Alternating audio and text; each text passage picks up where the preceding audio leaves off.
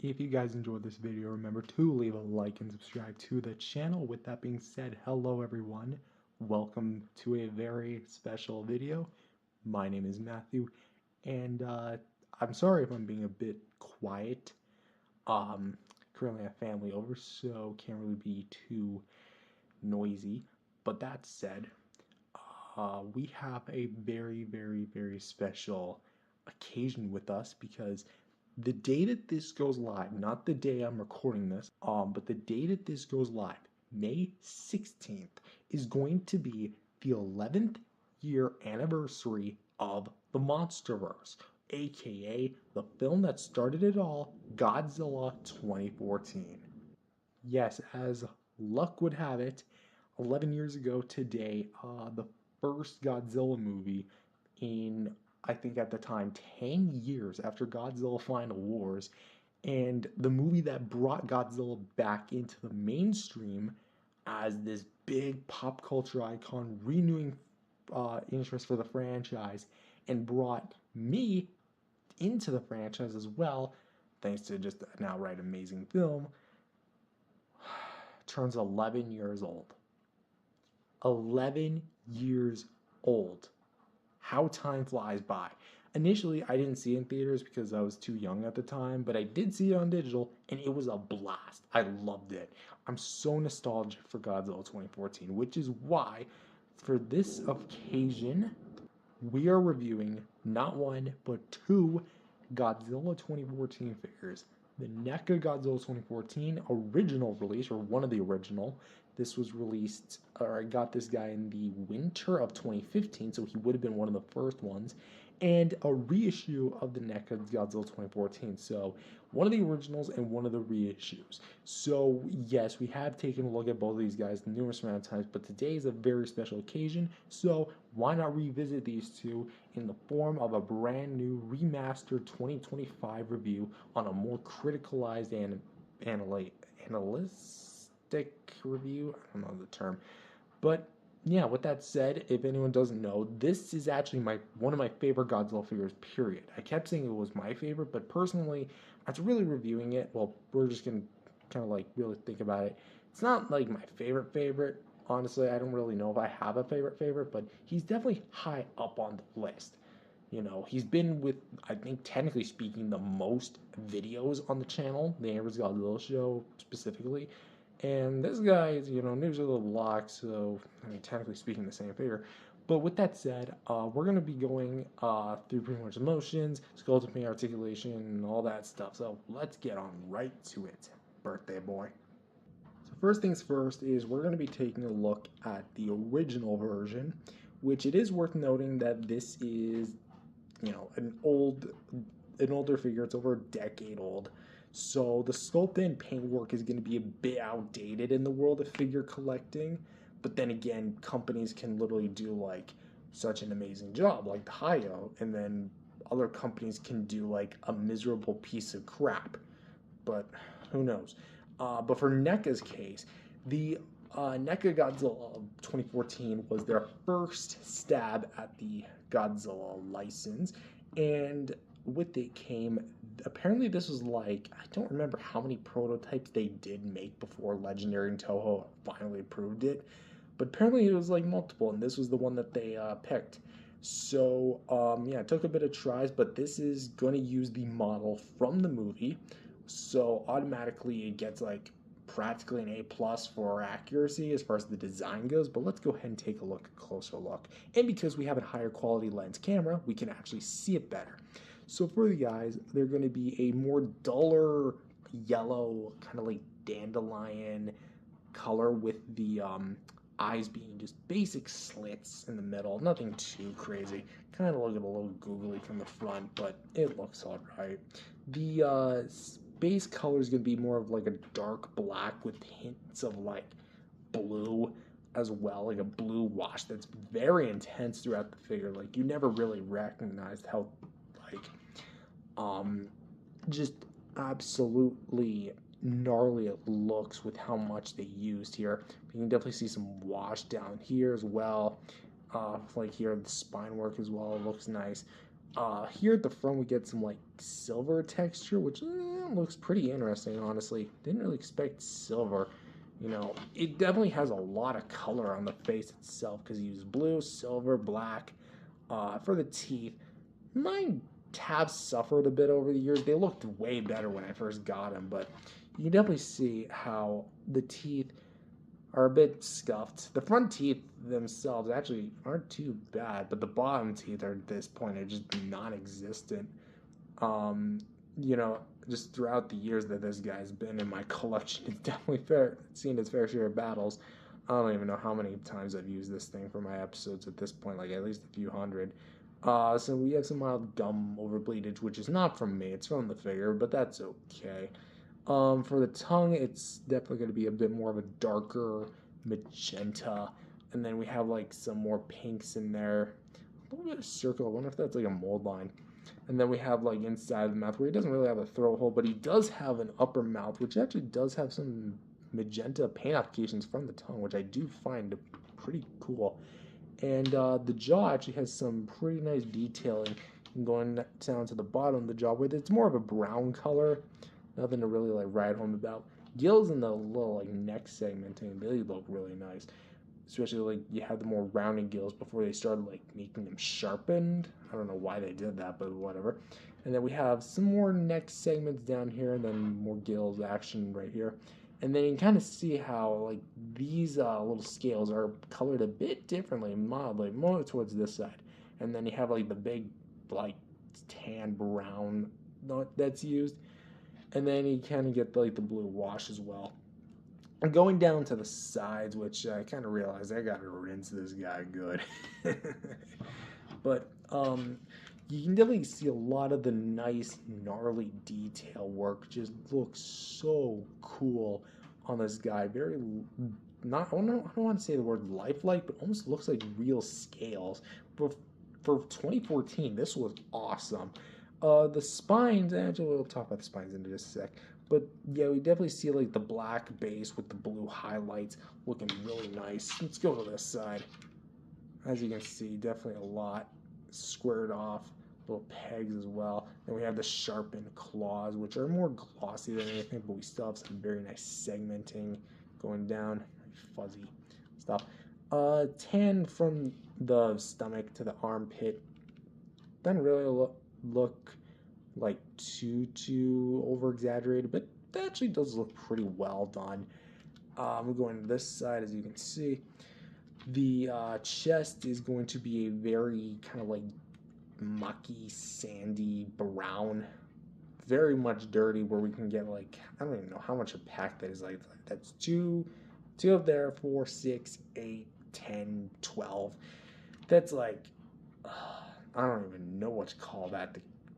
Just the ultimate pack, ultimate Titan battle pack. A call back or call forward, because this would be like years ago, or at that point anyway. Segmenting going down to Godzilla's crotch, and then going down to the legs, where we continue more of that blue scaling detail with the blue highlights and blue wash. Very much, very appealing to me. Looks very nice. Again, I'm going to be giving this guy a very good rinse when I'm done, because this is just dirty. This guy deserves the wash after all these years. But for the dorsal plates themselves, I will admit that they are going to be the weakest part as far as the sculpt and paint goes, because even for 2014, they definitely don't look the best that they could, because they're very soft, not only in terms of the material, where everything's more like a harder plastic. These are much more rubbery and just don't look as well detailed as they could. They have a fair amount of details. Like, for example, you have like more rocky texture on the bigger fins, and then little wavy lines on the smaller fins. But compare this to this. Yeah, there's like a clear, stark difference of where the fins are. You know, all that dust and lint. Yeah, going back down to the feet, actually, because I don't think I took a proper look at them. We have actually some like olive greenish, brownish coloring for the feet, which I'm absolutely in love with. Bottom of the feet, copyright info, make of that of what you will. There you go. And then for his long prehensile tail, like for a while, this was the longest Godzilla tail I've had. Oh, how that has definitely sailed. But as you can see, all these like little intricate details just going down and to the tip of the tail. Not so much paint at the bottom. Like we get a fair amount of the base. Yeah, I'm just realizing how much of a bath this guy needs. You know what? I think I'm actually gonna do it right after. Yeah, I'm gonna do it right after the video. But yeah, we can see all the little details, all the little fins going down to the tip of the tail, where we actually get like a very tip, like sharp tip here. It's not like sharp. It's like sharp point tip. But of course, the fins do go all the way down, and they look really nice. All the little blue wash and like the little fins, and they themselves aren't really all that detailed. So it really is like an overall rundown for the NECA Godzilla 2014. The original figure, I feel like had a really nice uh, first start, but let's see how they did a few years later. Now, please forgive me because I'm not able to identify which of the reissues that this NECA Godzilla in specific is, because when I first bought him, I thought he was going to just be the same as the one I previously had, and I was going to resell him. Nope, turns out he is a reissue. Pretty much just to say, the sculpt and paint, well, the sculpt has not changed. The fins are the same, head is the same, the body mold is the same, tail mold's the same. It's just mainly the color. The face is a lot more vibrant with a much more vibrant looking eyes. Still the same type of like slitted pupils, but the paint is a lot more cleaned up with it being more like rough and sporadic this go around. And the teeth actually look a lot better and more reminiscent of the giant, like 12-inch tall Godzilla 2014. Then you have like the magenta tongue in there, and then the pinks. You know, again, like it just looks a lot more crisp. I will say the tan on the neck kind of bugs me because it looks more like to one side than it does to the other. Like I don't know, that just looks a little rough. But it, the sandy texture of the front of the chest just looks a lot more vibrant and a lot better looking than the original one did. But it's just the execution of it just feels like a little lackluster. Though the blue on this one, again, just actually, in my personal opinion, looks better than the older one. I love the blue wash we have on the sides of the body, how it just looks more reptilian. And you can just see it looks a lot more refined and just a little bit more cleaned up than the one from the original release. Maybe it's a bit caked on more towards here, but hey, that's perfectly fine by me. We do get more paint down here for the first two segments. Bleeds over a little bit here, but not so much like paintwork here. I think I would have liked the sandy color to have been like all throughout the undersection of the tail, but we do get like a fair amount of blue paint here for the first segment, then realistically it kind of just stops. So the reason like I'm not being as like critical with this one is because at the end of the day, this is just a reissue. But what I do, my personal complaint is just mainly just the color distribution of the brown that's used on the front of the figure. It just doesn't look that good, because here we have tons of brown, not that much brown. And same kind of goes for the arms. How it's cool when you have it flush with the figure like this. As soon as you move it, there you go. So it kind of breaks it a little bit. So in ways it's an improvement, and in some ways it's not. So with that said, what do I think of sculpt paint? I think that for a 10-year-old figure, well, 11-year-old technically, but we're just going to say over 10 years. For being an over a decade-old figure, this is actually a really nice, like, first entry. I'm talking about this guy. A very nice entry of what NECA could do with Godzilla. You know, they were still, like, figuring things out, like, how to really tackle the King of Monsters, and they did a really nice job. However, I definitely think when it came to the reissue, they had the right idea of like cleaning up the face, because I'll take this head over this head personally. And I do like the more vibrant color scheme of like lighter blue, lighter brown on the chest. Okay, that's great. However, the reissue does suffer a bit from extensive overwash and just uneven distribution on its chest, because as I mentioned, this side of the gills have way more brown than this one does. This one, in my personal opinion, has the better color distribution. It's just that over time, the color is definitely worn down, faded, and I guess on my personal copy, it's just not as refined as it used to be, because I remember this thing actually being quite vibrant. You can actually go back to my Godzilla vs. King Godzilla sneak peek test video, and this guy was like full green. Nowadays, he's just not that green anymore, I guess. Something happened in between those years, however the years go. Anyway, as for my ranking, it's kind of hard to pick just because like this figure is so old. I feel like a 7.5, like critically, definitely gives like it's fair, you know. It's not the best thing in the world. I definitely think that there are better looking figures just because like it is 2025 as I'm recording this, but you know, again, it's just I'm losing track of my thought. So 7.5 for him. I'm actually going to say 7 out of 10 for him. I think that this guy, as far as the looks department goes, is actually a D-provement. The head is better. The arms are maybe better. But realistically, the color distribution is what really kills this guy. Plus, he doesn't really add anything new to the details. So I'm going to dock a few points off of him. So 7.5, 7. Our Godzilla, how well do you pose? Articulation time.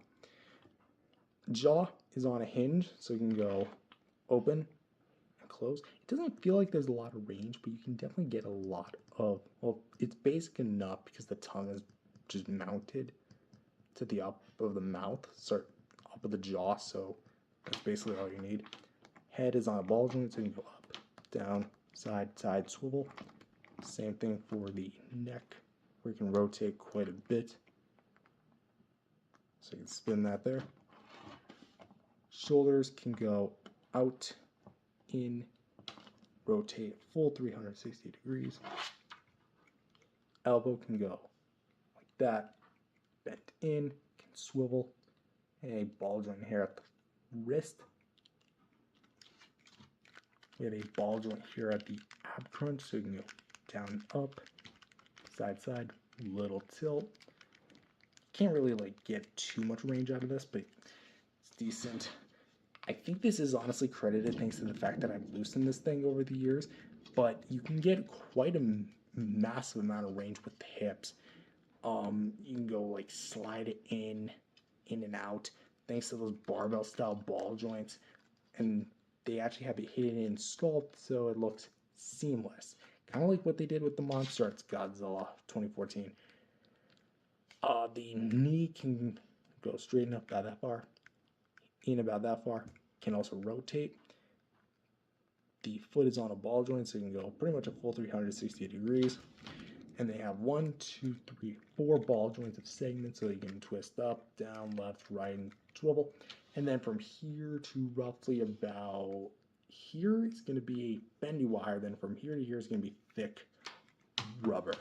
So the NECA Godzilla 2014 was never the most posable Godzilla, but is definitely was at the time one of the more posable Godzillas. The only one that was more posable than him was the MonsterVerse one. Just realize how reflective he is in this lighting.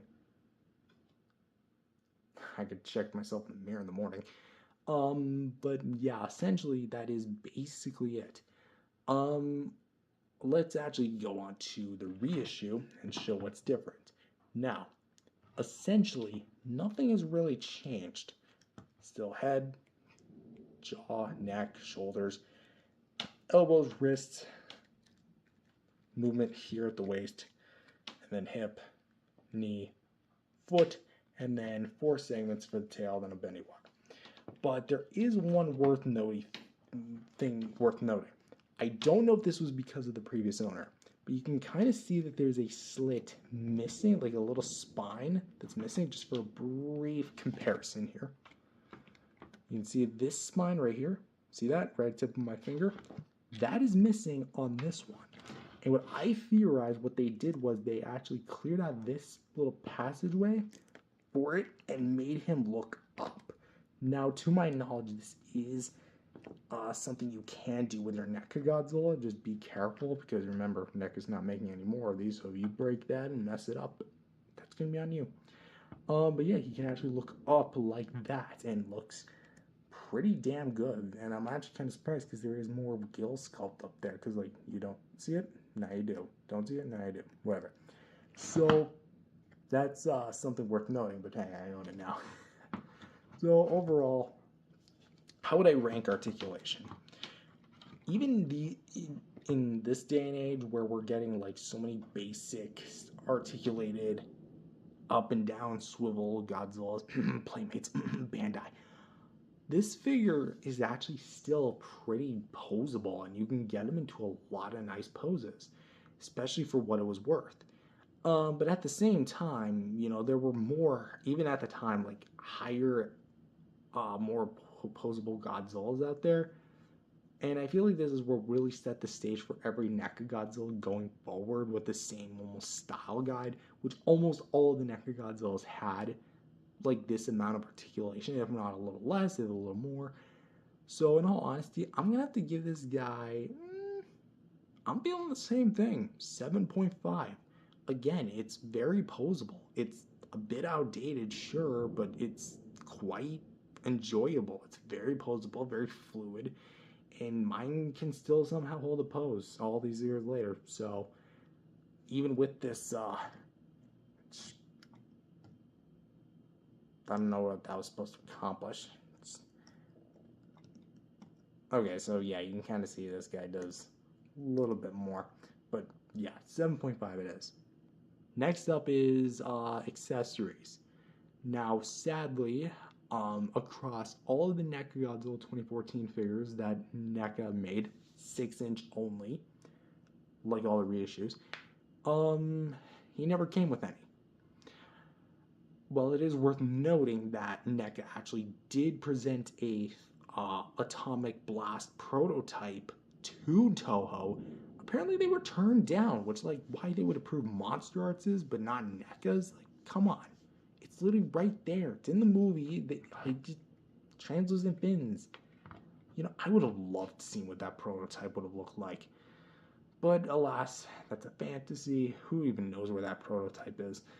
With that said, this is still, honestly, kind of interesting because if you own the NECA V2 Godzilla, you can actually use the beam effect in this from that Godzilla into this guy's mouth, and it shockingly fits very well. I mean, I shouldn't say shockingly because they are the same base model, but you can stick it in there. That's my Godzilla foot is sliding, and there you go. He is shooting the atomic breath.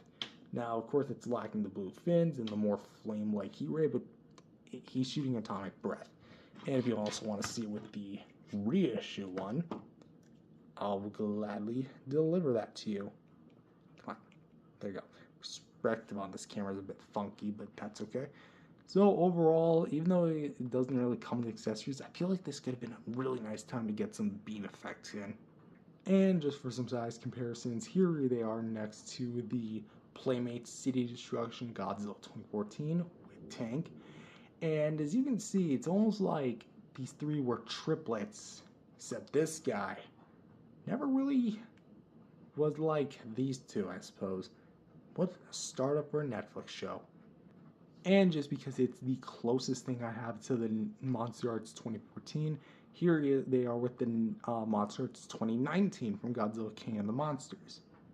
And lastly, here they are with the biggest Godzilla 2014 as of this recording in my collection, the Bandai, technically not 12-inch, but 12-inch, it's more like a 9-10-inch figure, Godzilla 2014.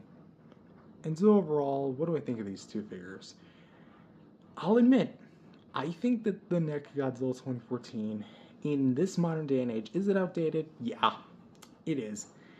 But it's so much fun to look back upon because this was one of my first figures. It wasn't the first, but it was technically my fourth, if I remember chronologically speaking, because it was first the 54, then the NES, then 94, and then 2014. That was the chronological order of like the Godzillas I got. But that said, I still hold so many fond memories of not just these two figures, but Godzilla 2014 in general. Let's hold on for that. But for my personal ratings, I think that's just it. 7.5 out of 10. Actually, you know what? Let's give it a legacy point, huh? Let's bump it up to an 8. I feel like it deserves it, you know. It for 2014 standards, this is exactly how I'd rate it. An 8 out of 10. A great figure. And as for its reissue, well, even for 2014 standards, it does lose a bit of the paint work as far as like the consistency of it. I mean, look at that, and then look at this. So paint consistency kind of dials it back to a 7.5. So 8, 7.5. That's my final ranking. But as for Godzilla 2014 itself, I'm always going to be grateful for the film because without it, none of this would have ever happened. I would not be here talking about Godzilla to you. I wouldn't be here on this platform without Godzilla 2014. It's very possible that I wouldn't even be collecting. I wouldn't be who I was without Godzilla. And I'm so thankful that Godzilla 2014 even exists. Sure, it's a flawed movie. Sure, not everyone has to like it. But I love it for the sense of what it's brought me over the years. I grew up with such an amazing, even though recently it's been a bit iffy, cinematic universe that has introduced me to a whole world that I didn't even know existed. And I'm so thankful that, you know, it's still going, although I would have liked it differently. Godzilla Kong Supernova is the next MonsterVerse film in line, and I just hope that these future films can at least inspire or catch the magic that was Godzilla 2014. Such a dark, horrific, gritty, serious film that took itself very maturely and made these creatures feel like threats and actual creatures, actual monsters with personality. Not just doing kicks and flips all the time. But at the same time, again, Godzilla 2014 means so much to me. And I am, again, so grateful that it's been in my life. And I hope you watch it too. I'm probably going to be rewatching it the day that this video goes live anyway. So with that said, if you want to know more about my Godzilla 2014 nostalgia, go to my Matthew Mumbles playlist and go to my Godzilla 2014 episode where I talk all about it. Still stays true even to this day. But with that said, thank you for 11 years of Godzilla 2014, of awesomeness with this big lizard, and thank you for watching. Thank you guys for watching, and I'll see you guys in the next video. Leave a like and subscribe if you enjoyed. Peace out, everyone. Long live the king, as they say. If the king would be about a foot long. Hello everyone, welcome back to another video. My name is Matthew, and today we're back with the NECA Godzilla reviews. Yes, so this is going to be the last film we're doing for the reviews because they never did anything beyond King of the Monsters, which makes sense. You know, the license expired in 2020. The figure line, well, the last movie up until that point was King of the Monsters because no Godzilla film came out in 2020. And I thought, you know, why not just kind of go numerical order? And I'm actually pretty happy of how far we've come so far because we did all the Showa era stuff, all that I had for Heisei, all that I had for Millennium, stuff from 2014, Shin Godzilla, and now King of the Monsters, which technically, so to speak, this is the last design of Godzilla we're going to be taking a look at just because, like, the other variants of Godzilla are just this in different colors. So yeah, this is going to be the last of the sculpts. But beyond, like, as far as figures in general, we do have a few more to look at. We have, not counting this, we have V2, the Spitfire version, Burning Godzilla, Mothra V2, and Rodan. Wait, hold on. There we go. The reason why I'm not doing Mothra V1 is because my Mothra V1 is broken, and I'd rather take a look at a product that's actually more in condition than something that's, like, basically broken, which is why I skipped over the 1994 Godzilla, because that one is, like, broken to heaven, hell, and back. And I do plan on replacing those. But as far as the actual figure line itself, I am missing a few figures, 1984, 2001, and 2003 Hybrid Maser Blast, but I do intend on picking those up relatively soon. This year will be the year where I finally complete it. I'm going to try and push for that. Anyway, back to this figure. So this is based on the Godzilla King of the Monsters film, which was released in 2019, sequel to 2014. Pretty sure I don't really need to explain it, but back then I loved this thing. It was a new coat of paint for NECA, quite literally, and it was part of their new like poster box style packaging at the time they released it. But now, like over half a decade later, does this guy really live up to the competition that high-end current monster arts are still presenting? Or is this thing still hella outdated? Let's find out. So first things first is we're going to take a look at the sculpt and paint. And right off the bat, I should probably mention that while other companies opted to go for the CG model directly, NECA took a somewhat different approach. From the look of the figure, they didn't actually use the one-to-one model from the film. Instead, they used a 2014 sculpt or mold, made it higher quality, changed some things, and upgraded it to look like the KOTM Godzilla, which I guess in hindsight, that's kind of what Legendary themselves did. They took the 2014 mold, added new design elements, made it a bit more higher quality, and boom, you got the KOTM Godzilla. So technically, so to speak, it does use a bit of the KOTM design elements and like features and whatnot, but really for the most part, this is going to be retreading old ground from the 2014 figure, just with some new added parts and elements to it. Let's take a look. So for the actual head, the head is actually a lot brighter in color scheme. This is the original version that I bought, or my either sister or mom, I'm trying to remember, anyway, that was given to me all those years ago. And you can definitely see that it has a lot better of a refined mold. The detail work on the scales is actually really incredible, having this more black base with gray dry brushing, and it looks very dirty and very organic. The eyes are a little, I guess, iffy for lack of a better term, because the eyes actually look pretty fine as they do. I don't know, something about them just looks a little off. Let's move to this eye actually looks a little bit better, and my eyes actually are pretty much centered really well, and I do like the way they look here. For the dry brushing here, you can actually see it kind of gets a little bit more roughed up towards the front right here. And the snout doesn't have a whole lot of detail to it, but does have quite a bit of the black showing. We do have a bit of the nostrils. For the bottom of the jaw, kind of see more of that very dirty-esque dry brushing. Of course, all the little scales as well. For the inside of the mouth, come on, open up that pie hole, thank you.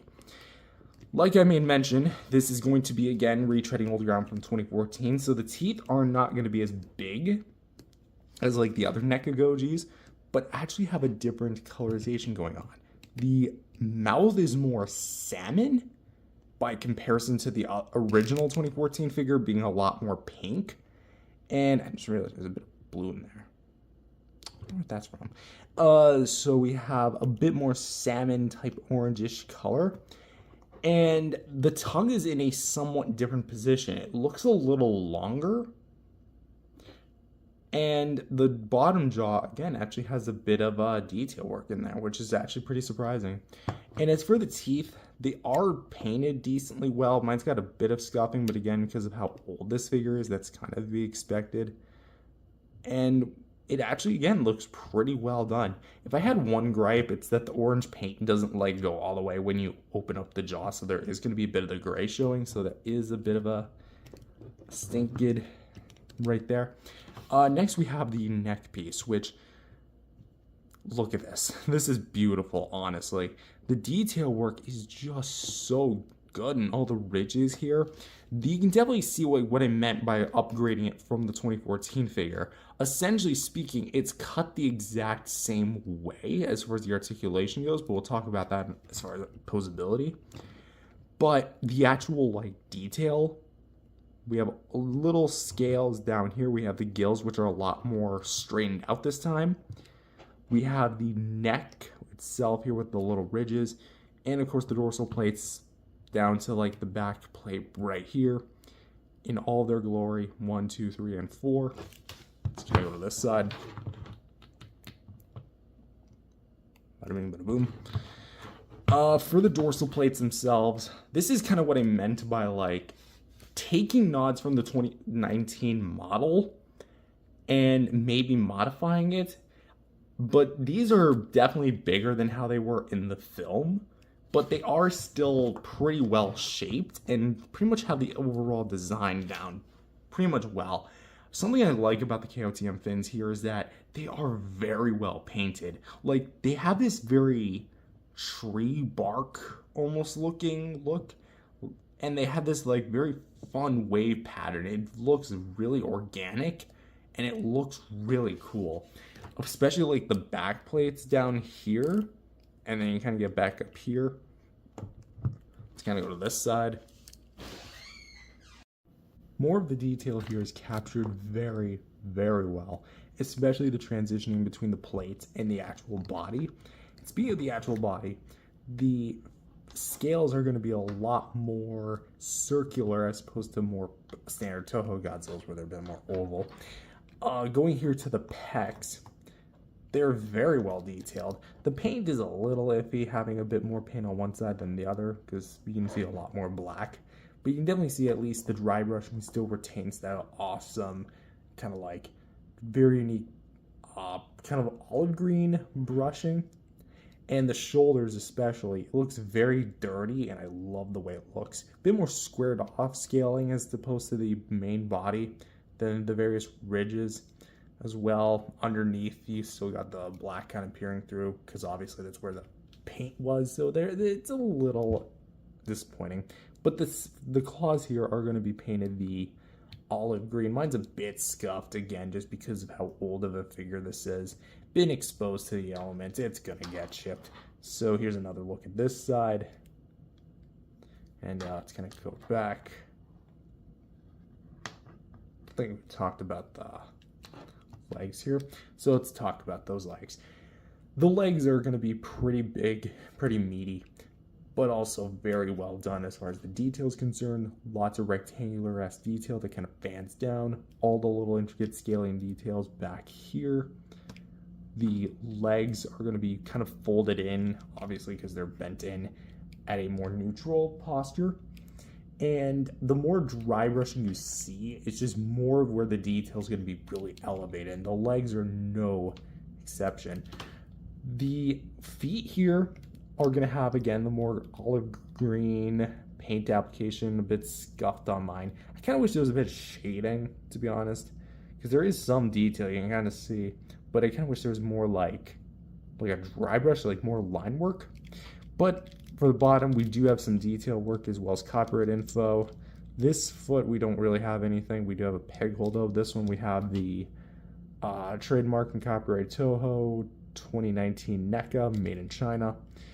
And lastly, for the tail, it's going to be it's going to be longer than some other NECA Godzillas, not the longest, because it's a bit shorter because of the more blunt end, because of the actual design. But we do have a lot of nice intricate detail work here for each and individual segment, as well as really nice sculpt work for the dorsal plates. And something I like about the plates is that they're more rock hard this time around compared to the other NECA Gojis, where they're a lot more like rubbery. These ones you can still get a mild bendage out of, but they're a lot more solidified. I do have one problem on mine. That's going to be like this part where it looks like there's a bit of like access plastic. So that is a bit of a bummer. But we do have some more dry brushing at the bottom of the tail just to kind of get you a good look at that. So one last look for the tail here. Let's go to the other side just so you can get the full 360 view. All right, now bottom view, side view, other side view, top view, and front view, and Godzilla's crotch. So, for the actual sculpt and paint, it's not movie accurate, I can say that much. It's very well done though. I'm really happy with what NECA did with this thing. The detail itself is very much an upgrade from the 2014 figure, even though it uses the same base design mold, question mark? Even though it just modifies it, but those modifications, just outright awesome. Do I have a bit of gripes? Well, again, I kind of wish that the mouth was a bit better painted. I do kind of wish the dry brushing was a bit more consistent in some certain parts, because there are parts where it just kind of shows pure black.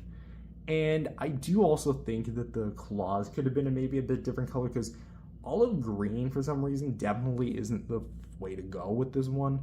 Maybe a bit more of just a standard gray would have done a little bit better, but as a whole, I really have not that much to complain about. He's a very, very cool figure, like as far as the sculpt and paint is concerned.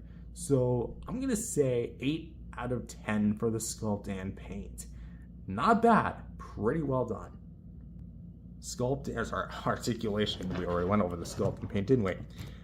The jaw can open about this far out and can close that far in. There's still a little bit of a gap, so there's that. The head. You can get a mild rotation, bit side to side, and like barely up and down.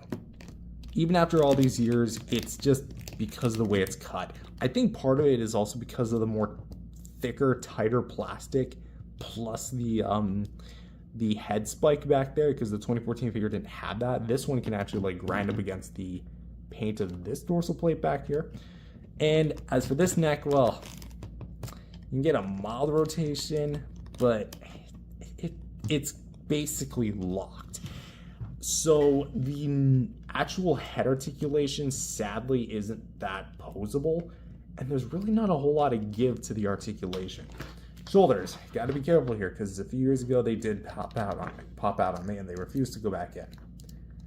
This shoulder can go a full 360, go out a little bit, and kind of see what I meant by like the black kind of showing. Elbows, you can bend in, bend out, and swivel as well. Swivel hinge for the wrist, so you can bend in and out.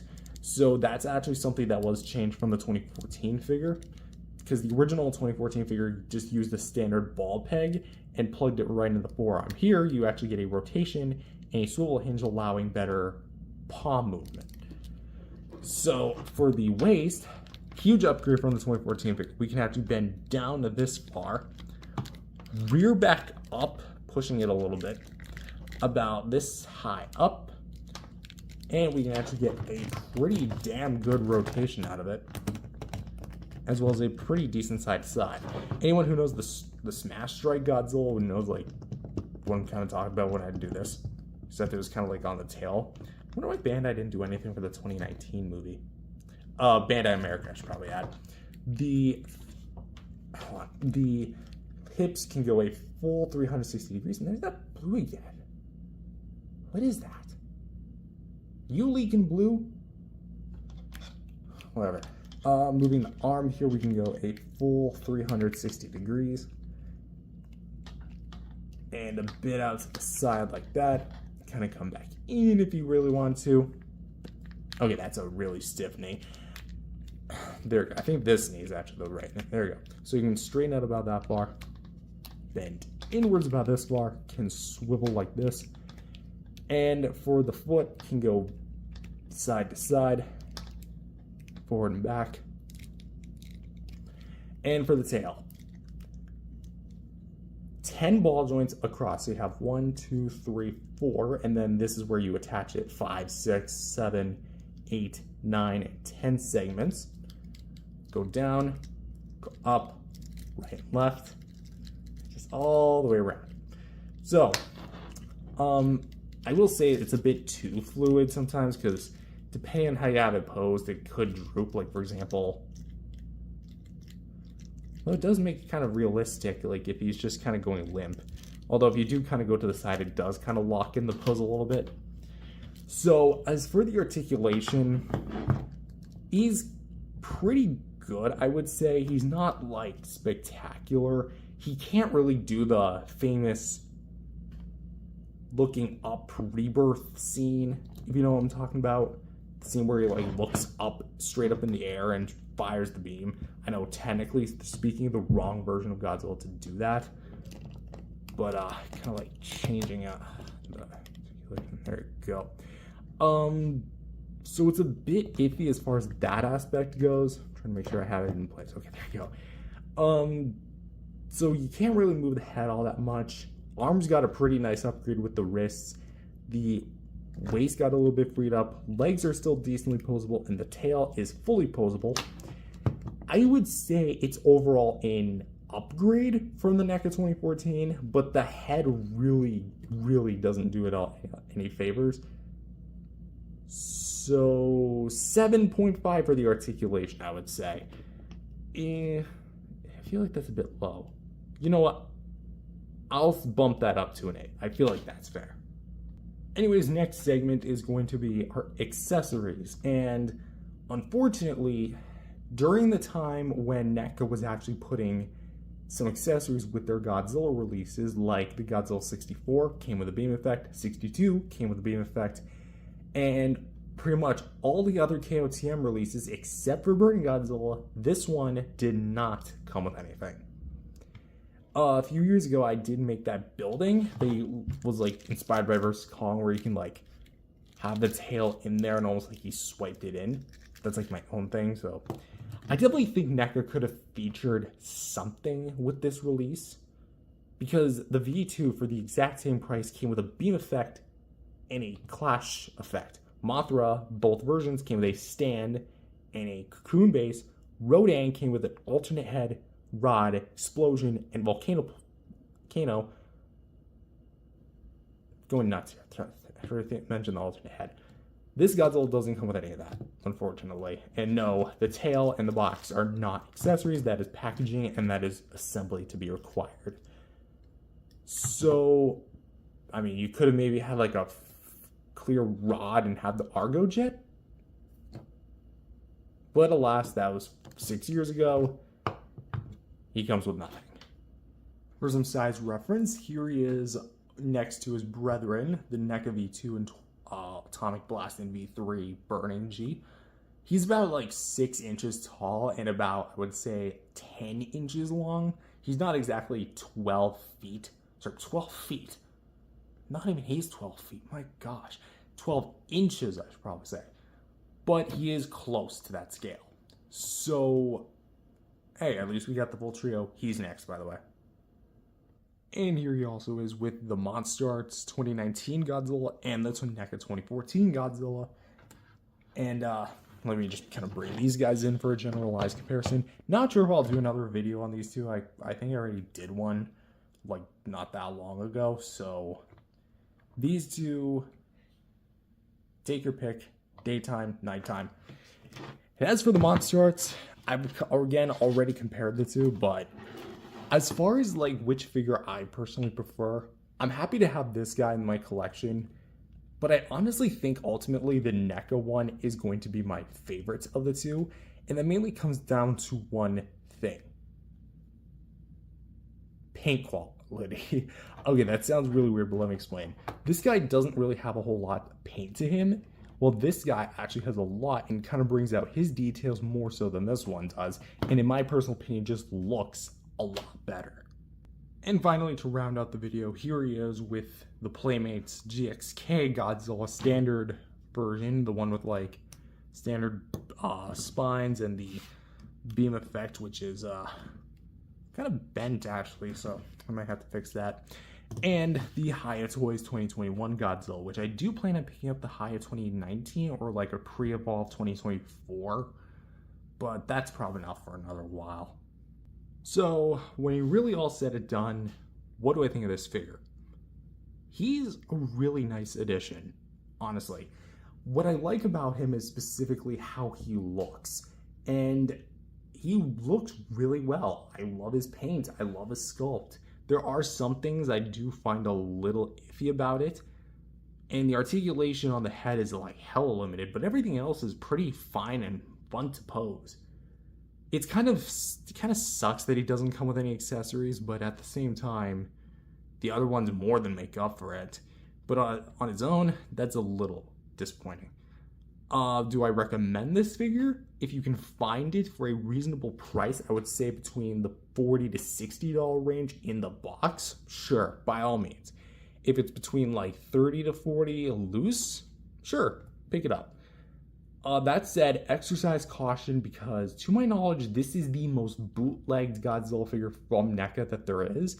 Because a lot of bootleggers, like you can look on AliExpress, by the way, there is so many bootlegs of this guy from like different companies.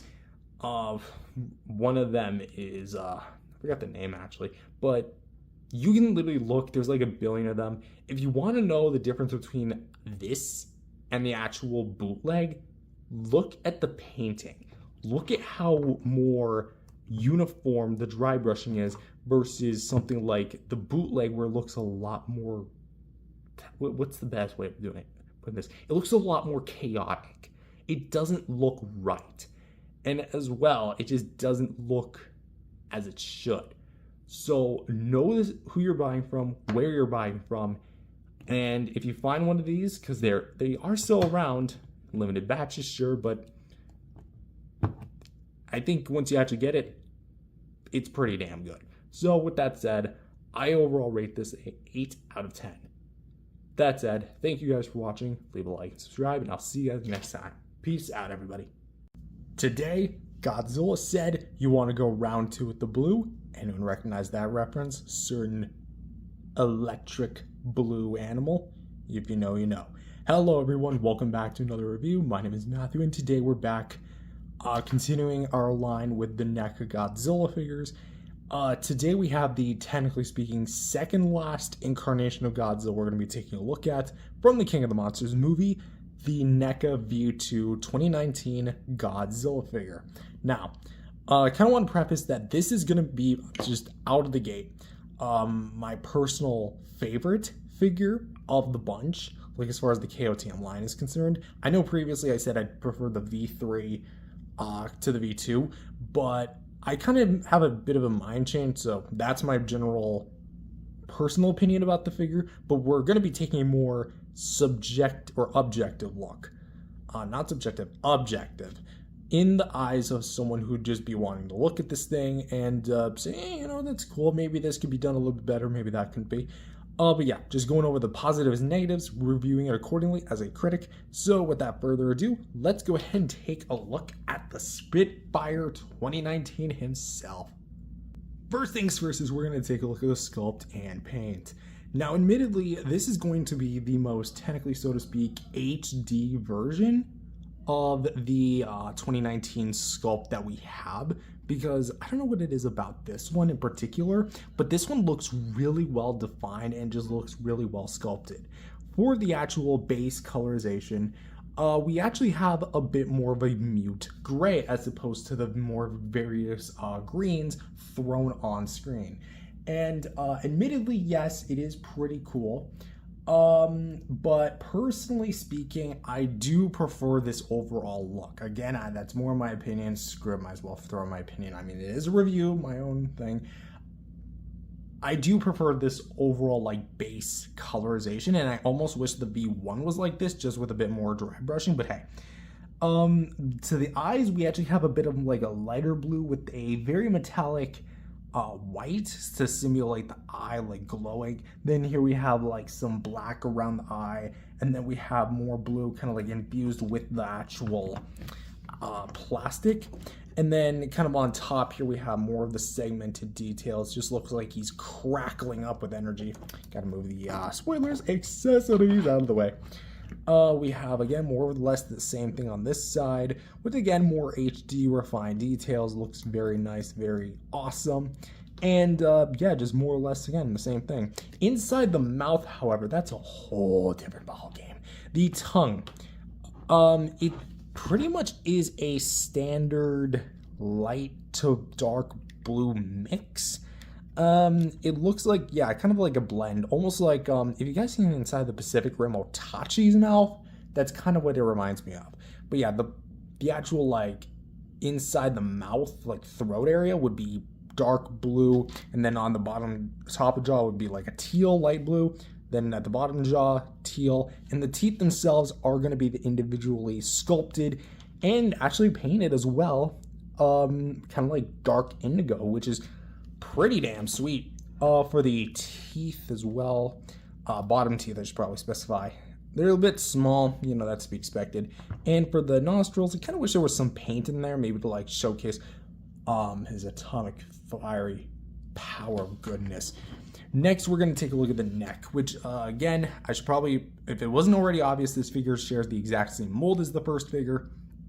So here we have, like, again, more of like the fancy ridges on the sides, purely pulsating with energy. The tips are going to have that kind of like frosted tips, which looks absolutely bonkers. The top of the fins here are going to be more kind of like gradiating itself from the lighter teal to the tips, which are going to be more metallic. And of course, the front of it is going to feature a mild blue dry brush of that teal. If I had a bit of a criticism, the gills are not painted very well. Half of it is going to be the metallic, I don't know why I keep saying magnetic, it's not magnetic, metallic blue. And the other half is just going to be kind of bare bones. And it just really just looks like they just and then called it a day. Like, everything else is so good, but the gills are a little bit disappointing. So yeah, going to the dorsal plates themselves, and this is kind of when my personal bias comes in, but hot dog, look at this. These have got to be the best dorsal plates I have seen on a NECA Godzilla figure ever. I'm sorry, but there's no way to else put it. These dorsal plates are majestic. The light blue colorization at the base, the frosted metallic blue dorsal plate tips, they look so well, and they really bring out the finer details. And even like in between the segments, they look really nice. If I had maybe a bit of a gripe, the detail does kind of get lost in the very thick paint, but you also do get some like metallic silver paint to help bring it out, which is probably why a lot of the bootlegs of the NECA Godzilla 2019 V2 actually have like a lot of silver on them. I didn't actually realize, but they do, especially on this side. This one actually has a lot more of the metallic than the other side does, but still looks very, very sweet. For the actual sides as well, you can just see where they meet the skin. It just looks like it's pulsating with energy. All the different blues, metallics, the light blue, dark blue, and the silver all thrown together. And NECA just went ham on this thing. You can tell that a lot of care was at least put into where the paint would actually reside. Going to the arms here, we do get a bit more of that kind of like teal, kind of infused with the plastic, and just kind of painted in the crevices. If the whole figure was painted like this, take my soul at that point, man. And you can actually see like the metallic more towards the front side, where it kind of meets down where the neck would be, and the chest as well, which we'll talk about in just a brief moment. And of course, the teal does kind of taper off, and here we have like a hybrid where the teal is inside. Sorry, the teal is inside the crevices, but the metallic blue paint is actually on top of the scales. This is where, like, again, you can tell NECA just completely was off the walls when it came to how good of a design this is. Again, I'm still gushing about it after all these years. And of course, the claws are not going to be painted, but they're more like glossed over, which kind of gives them an extra bit of a definition to them.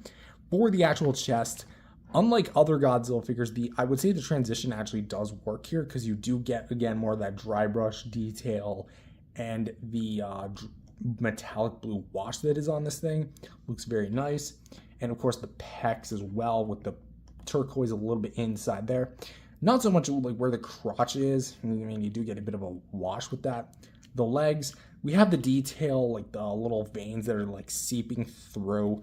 And I definitely think that the veins here are good in theory, a little bit in practice, but I do definitely think that the paint here leaves a little bit to be desired as far as the actual, what you'd say, the application of itself, because it's just kind of primarily pasted on the skin, and like especially right here, it's kind of obvious that it's just painted. But I definitely get what they were trying to do, like really make it look like this thing was pulsating with energy, and almost perfectly too. So we have all these like little paint elements going down, and then we get to like the kneecap, which by the way, here and here, it's purely infused with blue. For the lower legs, there's really not a whole lot of anything, but we do get some detail work. Got a little bit of blue right there. And of course the feet with the actually sharpened claws, which are going to be sharpened. Going to be right here and here. Looks very nice, very awesome as well. And just to go one final look at the detail, because there's a lot of it. All the bumps and ridges along the way. That just looks amazing. And of course, the tail, which it's still going to be about the same length, but here's where it really gets wild. Again, the teal kind of makes itself known throughout the top of the tail, and you do have the metallic tips. But what's really cool is that the metallic paint actually continues to the sides and gives like a very cool illuminating effect. That is just eye candy to the max. I kind of wish there was something maybe at the bottom of the tail, like maybe some more dry brush and wash to give out, again, more of that detail work. But again, for what's here is still very nice. Mine's got a bit of like access paint there. But for one last look, bottom of the figure, this side,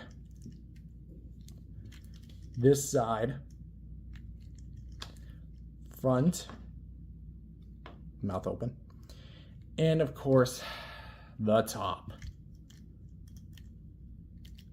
So what is there to say that hasn't already been said? This thing is, visually speaking, beautiful.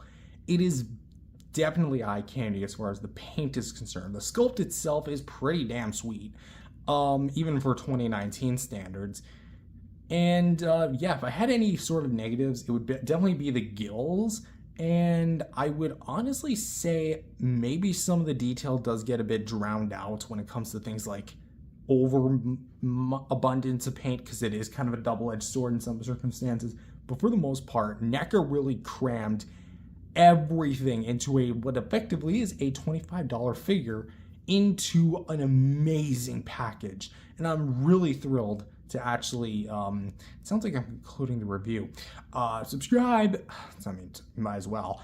But again, what is there to say that hasn't already been said about me? This thing is still visually stunning. So I'm gonna give this a 9 out of 10 when it comes to the overall sculpt and paint.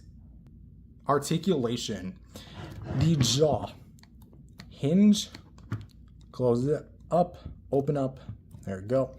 Head. That is it, at least for me. It is on a ball peg, technically speaking, but I can barely get any up and down, a mild side to side, and a little bit there. And this neck, I mean, you might as well just infuse these two pieces and you would basically just get the same thing. I mean, you see that little shake? I've owned this thing for 6 years and this is all I'm able to do with it. So using the head and neck, you can get, look at how far this thing can look up. Look at how far this thing can look down. Yeah, it's primarily just going to be looking straight ahead like this. However, shoulders do pick up the slack a bit, so we can go a little up, a little out to the side, a little like that. Can do a pretty damn good rotation. Elbows can straighten out. bend in, and can swivel from side to side as well. And a swivel hinge for the wrists, so you can go a full 360 just like that. Want to make sure I'm not scuffing anything. All right. So using the 3 joints, you can actually get a decently functionable arm.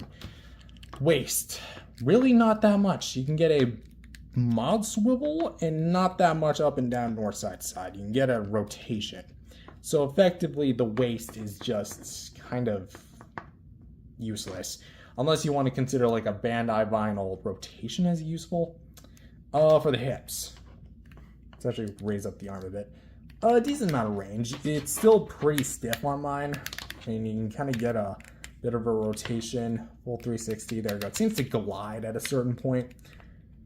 But because it's on the same joint system that the other 2019 is on, you can definitely get a good amount. So you can kind of split out to the side. Kind of come in if you want to kind of get them a little funky. For the knee, you can straighten out about this far, bend in about this far, can rotate, ball peg at the foot so you can get a go down, go up, and side to side. Don't want to pop this thing out. It actually hasn't popped out on me yet. Don't want to jinx it.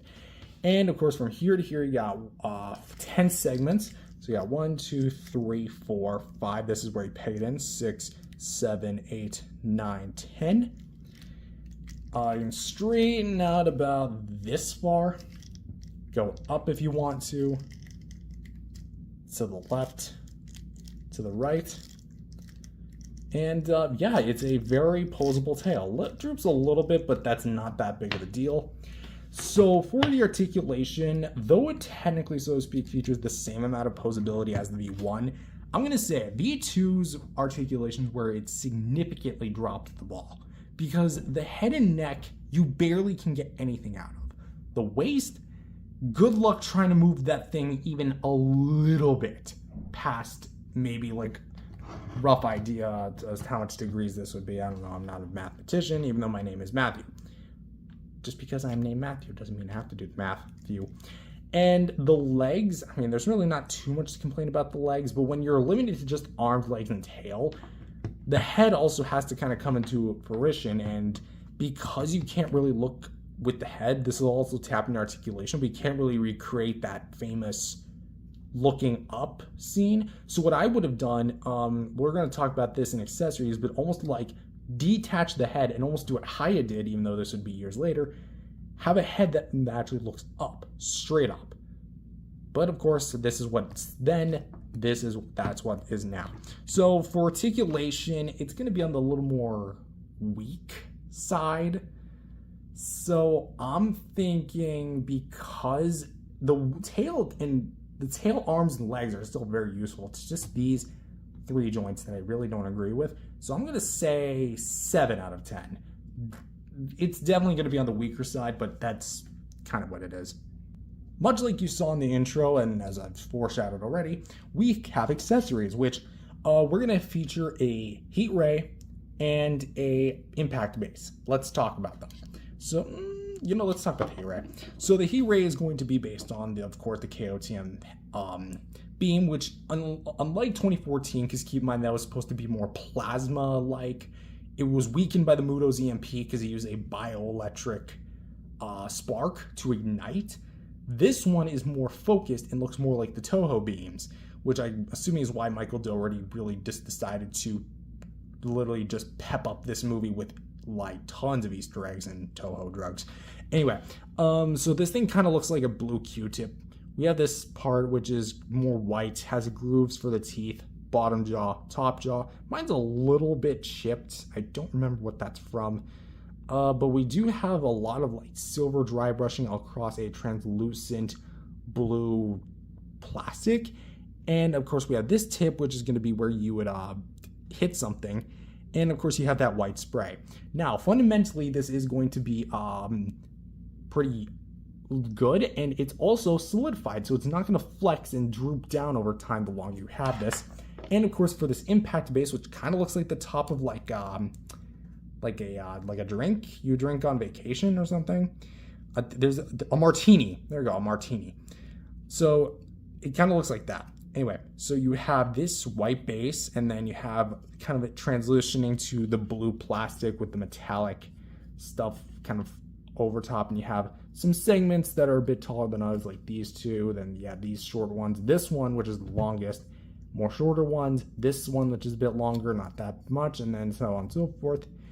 You have a bit of detail work, kind of looks like almost like an iceberg, and then you have this part, and then you have that part, which is a bit scuffed on mine over the years, but that's where the beam goes. Anyway, so to assemble it, you're gonna want to have the teeth grooves facing the top like this. Now, unlike previous NECA Godzillas, this actually latches onto both the teeth and the tongue. Crap. And then you're gonna notice that it kind of causes a problem because there's no peg hole, like technically, so to speak, in the mouth. There's really not a whole lot of grip to this thing. Even if you try like letting Godzilla bite down, the weight of the beam is gonna definitely kind of like drag out the beam over time. But if you do rest it, it looks like this. And the impact base, you just simply rest it like this. It's not connected. It's not resting in position, but technically, so to speak, it looks at something like this. In fact, let me actually put it like this. They instead of like actually pegging it in, there's a segment of it. You can actually kind of see there's like a little divot right there that's supposed to go on like one of the sides of the beam right here. And effectively, you'd have the atomic breath hitting something like this. Now, in concept, this looks great, but you notice I'm holding it up with my hand, right? Yeah, that is, this is how you're supposed to put it. Press it up against something. Now, in my personal opinion, I get it. But as well, it's kind of a pain. It's really a pain. I would have personally had like a peg hole like somewhere in there, like a peg itself, and then a peg hole on the beam, kind of like hollowed out the tip so it's not too obvious. And if you want to use it, you can use it. But if you also want the beam itself, then you can use the beam. Also, put a peg hole instead of it just resting in the tongue, because there's a hollowed out part for the tongue. So the beam itself, I'm actually quite happy with the impact base, and I definitely think that's a neat creative addition. But the beam itself isn't necessarily done well as far as the usage of the beam. Quality-wise, it's very little to complain about, even if I did just call it a Q-tip. But come on, there's something that needed to be done with this thing. So for the accessories, I'm gonna give it a 7.5. The detail work is definitely what elevates it, but the usage just kind of sucks. So for some brief size comparisons, because I gotta get out that door pretty soon, here is with some the other NECA Godzilla 2019s in the collection, with V3 Burning Godzilla and V1 Standard Godzilla. So as you can see, the poster Godzilla definitely fits in pretty well. It's the same mold, why wouldn't it? And here he is with the Monster Arts 2019 from King of the Monsters and the NECA 2014 from NECA, which, yes, I want to kind of reiterate that this guy can in fact use the beam. I'm not going to try it right now. And finally, here he is with the Playmates Radio Tower Godzilla from Godzilla vs. Kong and the Hiya Toys Exquisite Basics Spitfire Godzilla from Godzilla vs. Kong. I think I already said that, whatever, 2021. So overall, what do I think of this figure? He's definitely a home run in my personal opinion. The sculpt and paint is, visually speaking, beautiful, and I really wouldn't change a whole lot about this. The beam itself also is, visually speaking, really nice to go with it. However, the articulation is a bit on the more underwhelming side, and the accessory usage, how you actually display it, is a bit more, what you'd say, kind of iffy. So if I really had to critically review this, I would give him an 8, close to an 8.5, somewhere between, I'm going to say an 8.3 out of 10. But if I had to go ahead and just be subjective, well, my personal opinion, bias, whatever, he gets like a freaking 9.5 out of 10. My favorite NECA Godzilla from the KOTM line. Visually speaking, he's beautiful, and I absolutely love him. But that said, that's all I've got for this video. I'm sorry if this felt a little bit more rushed. Who knows, maybe I might go back and try to remaster this one, a remaster of a remaster of a remaster. Who knows. Anyway, I just have to leave in like who knows how long. So yeah, that's all from me. I hope you enjoyed this video, and if you liked it, subscribe to the channel, and I'll see you guys in the next video. Peace out, everyone. When I said we're going to be taking a look at the NECA Burning Godzilla, I didn't mean this one. I meant this one. Hello, everyone. Welcome back to another video. My name is Matthew, and today we're continuing our NECA 2025 remaster videos with the last incarnation of Godzilla himself, I should probably clarify, for the line, for now, the NECA 2019 Burning Godzilla from Godzilla King of the Monsters. This is going to be V3, as he's officially called, and is going to be, again, the last iteration of Godzilla we're going to be taking a look at within the line before we take a look at the other monsters, Mothra and Rodan. I should also clarify that the one that I have is actually the reissue variant of the Burning Godzilla, because before the license expired, they did come out with another version of the Godzilla 2019 sculpts, where the original versions were a bit more hunched. This one, spoilers, is actually a bit more upright and fixes some of the issues with that previous release. So that is why I own this one, and it's the one I could get my hands on. Yada, yada, yada. So, just for some clarity. Anyways, this is going to be also another reuse of the NECA 2019 mold. And it's also going to be very unique. Why? Well, let's take a look at it, shall we?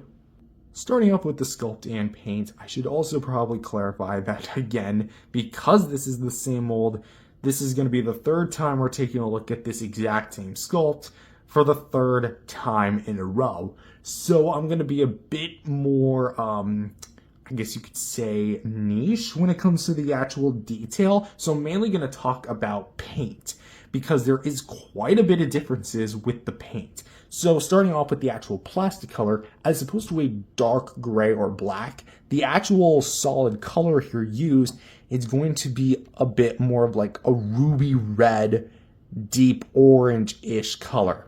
And it's evidenced by the ball pegs that we're actually going to see when you actually pop a figure off. It's going to be that color. Anywho, so it's going to be entirely in translucent plastic with paint over top of it. And it does vary a bit from as far as like which areas painted to which. But for the eyes, we actually have a solid yellow, kind of like glowed out pupil with some more blue. There's no blue on this figure. Yellow highlights around the eye, giving it a very glowy effect with some black wash in between to give it really more like that very crevice and very like crisp detail look. The rest of the face as well, along the crevices, you're going to see a lot more of that the orange kind of seeping through. It's similar to what they did with the NECA 2019 V2, except it's reversed with warm colors. And for the actual like orange used, it is very well done. It has a lot of nice little cracks and crevices within it. It's not in every single crevice, but it's in enough to where you can really kind of get behind it. You can actually see a lot of that detail more towards like the sides of the face, where it's definitely segmented. Get this cat fuzz out of there. There we go. And there's a lot of it to be found here. The teeth are individually sculpted and painted, at least the top row. The bottom row is going to be mainly kind of one singular strip. For the mouth, there's not too much going on with the mouth. The tongue is, I don't think that's really captioned that well on camera, is it? Oh wow, I tried to zoom in. I didn't mean to zoom in. So let's try, there we go. So the tongue, it kind of looks like a banana, in all honesty. It's got a very bright paint application with some more kind of dandelion yellow on the jaw, and it looks pretty nice. There's not too much like in the way of detail per se. The NECA 2019 mouth was never like that well detailed, so there is that to kind of point out. So for the rest of the head here, just to kind of get and go over it, nostrils, they are actually a bit painted this go around, which is very nice to see. And top of the head has the crevices with the black kind of like dry brushed over it, and the bottom jaw is again more or less the same thing. Now, for the neck. Wow. They outdid themselves. Again, in between the gills is going to be where the burning patches are, like inside it. It just looks like it's fuming with energy. And then, of course, you have all the segments with the orange in there as well. And, of course, you have the back spikes, which are going to be the yellow. And it does continue on to the back, but we'll talk about the back in just a moment. The segments on the... so much cat fuzz. I have 3 cats, what do you expect? We have the gills, of course, in the neck, which are going to be continuing that awesome orange and black color mix. Moving to this side, where you do kind of get, again, more of like the transition between the orange and the yellow on the top. And I guess I might as well just talk about the dorsal plates, since obviously they want to be reviewed here. The dorsal plates are pretty much what you'd expect them to be. They have a ton of different warm colors going on. In fact, these dorsal plates in particular actually have like a bit of a mix. So you have some red, some yellow, some orange. And it looks very sporadic. Mine's actually a bit warped, this fin, so that kind of sucks. But as a whole, it's not bad, honestly. I do dig the actual application here. We do have a bit of like a bit of shinage going on here. At first I thought that was white paint, but no. Again, I'm tired of all this cat fuzz. So you do have a bit of like dry brushing when it comes to the spine work, because it's a little lighter, and then you get like more of the ruby and then the orange base paint. And it kind of is mixed out throughout the whole figure, almost like he's like about to charge it up.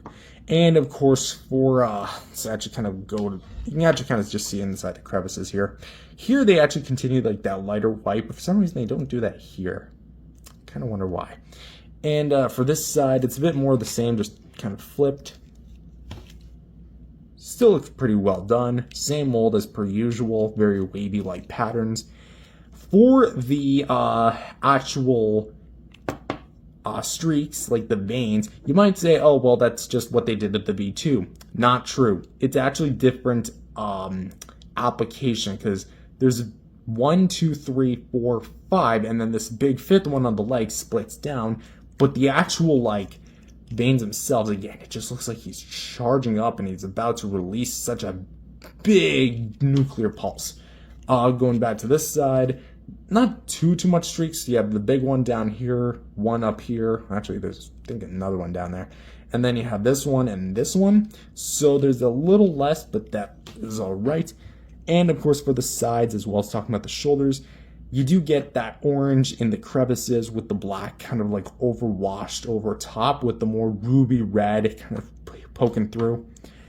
For the actual arms here, you do get, again, more of that very nice detail work. And it just looks, again, very much blended very well together. You can actually kind of see the claws here. Kind of wish they were a bit painted, but that'd probably look weird, but so I digress. You can see the articulated joints are going to be a pink as opposed to the more ruby red. So there's that.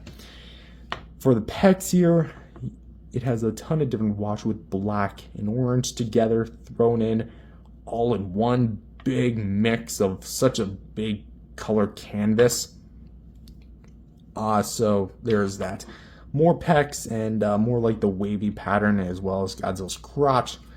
Going down here, we have all this intricate little detail at the top of the leg. So you have all the crevices here, black wash, and then the vein running down. The lower leg actually has paint on it this time as opposed to the V2, where I still get like the orange here. So pretty much speaking, orange is all over the body. I mean, if that wasn't already obvious.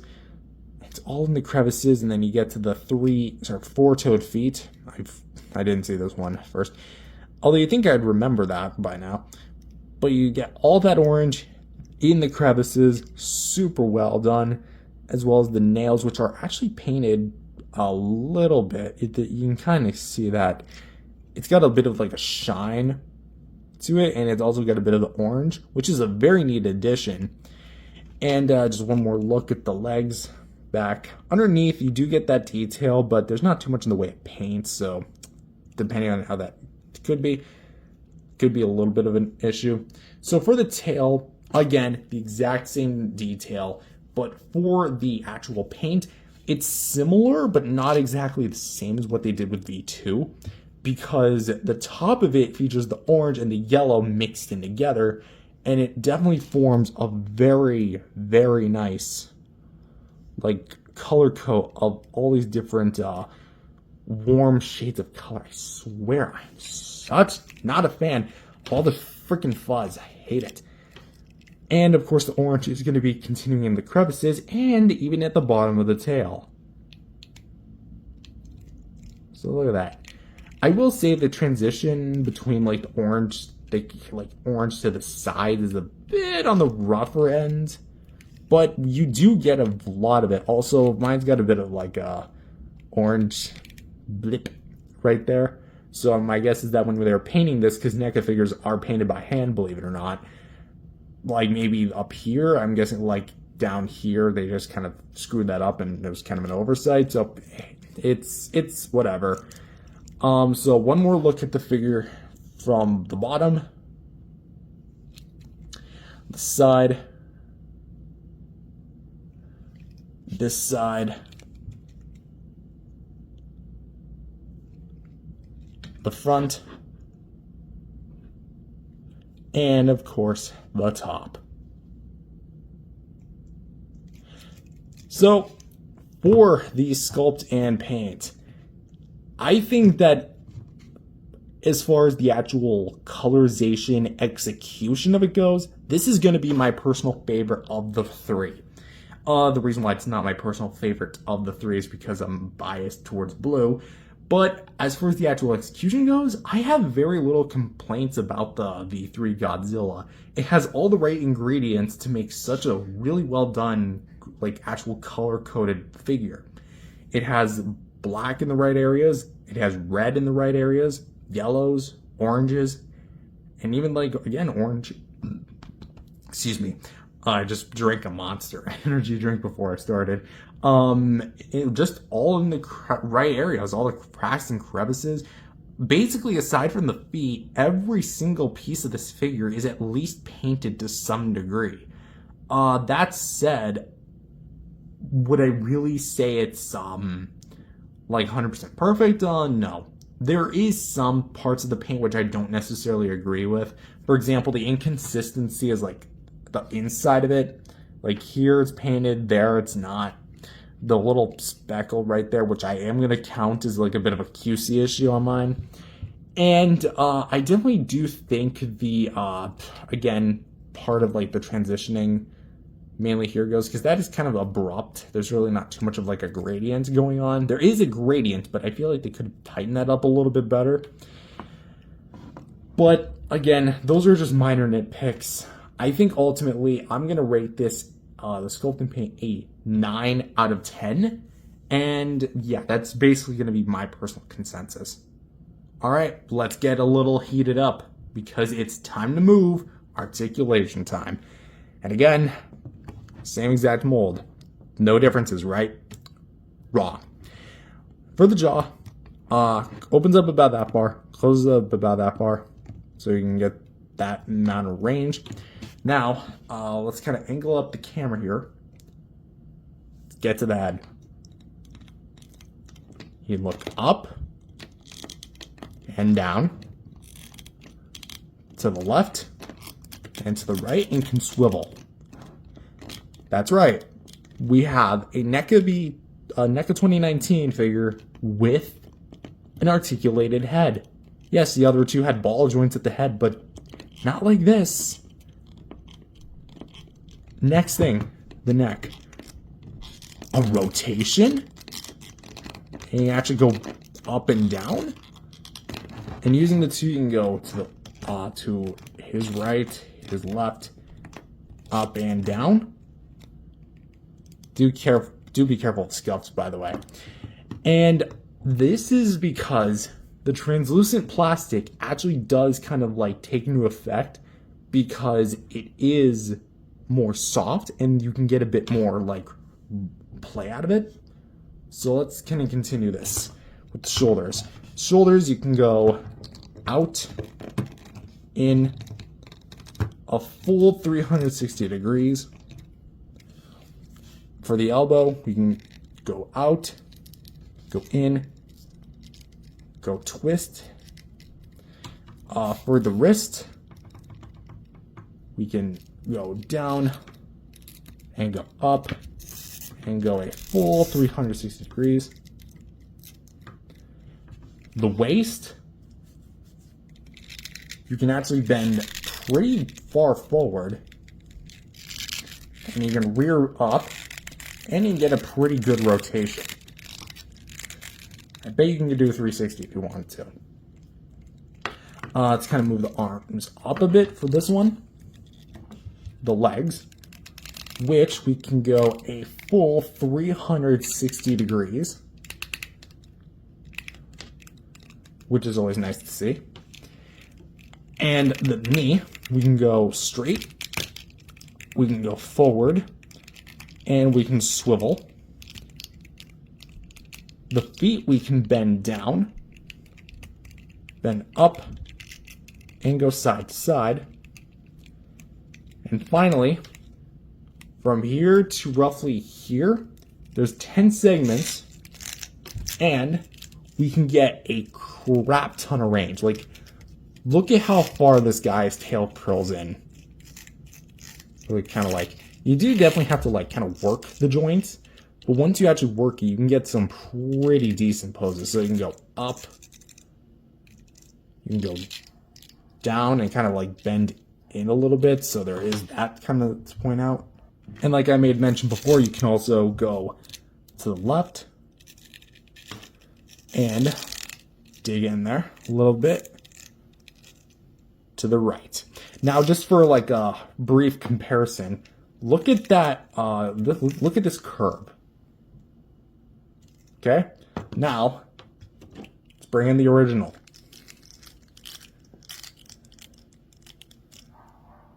That is the comparison unlike any other.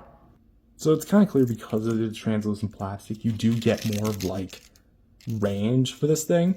So for the articulation, again, because it's made of a softer plastic, you can get more range out of it, which boosts this guy's articulation above the other two. And, you know, I don't really have anything to complain about as far as the articulation either. Maybe I would have added maybe some way to make him look up, like straight up, not like just this up, like he's trying to look for the last cookie in the cupboard up, but like, again, straight up. But again, that's like something that I could have like customized myself. I'm not customizing this, by the way. But as far as the flexibility being put up, I'm going to give this thing a 9 out of 10 when it comes to the articulation. It's practically near perfect. Next up is accessories, and unfortunately, this is kind of where the figure definitely kind of misses the mark, because this guy doesn't come with anything, unfortunately. Yeah, there was like a lot of things NECA could have included. Maybe like a flame effect, like a red heat ray or something. Maybe like a decapitated Ghidorah head so you can like put it into his mouth. Or just something to like give this guy an extra boost when it comes to being the burning G as we know him. But alas, he doesn't come with anything. But what's funny to know is that, again, he actually does have one feature. Does he glow in the dark? No. Again, kind of a missed opportunity because, you know, Burning Godzilla does exactly that, glow. But instead, he is made of a translucent plastic. So, dimming the lights, I'm not going to turn off the lights completely. I'm going to use my other phone. And let's actually show you this guy actually translucent. Look at that. Let's actually kind of like flip this. So yeah, as it would turn out, the figure itself is translucent.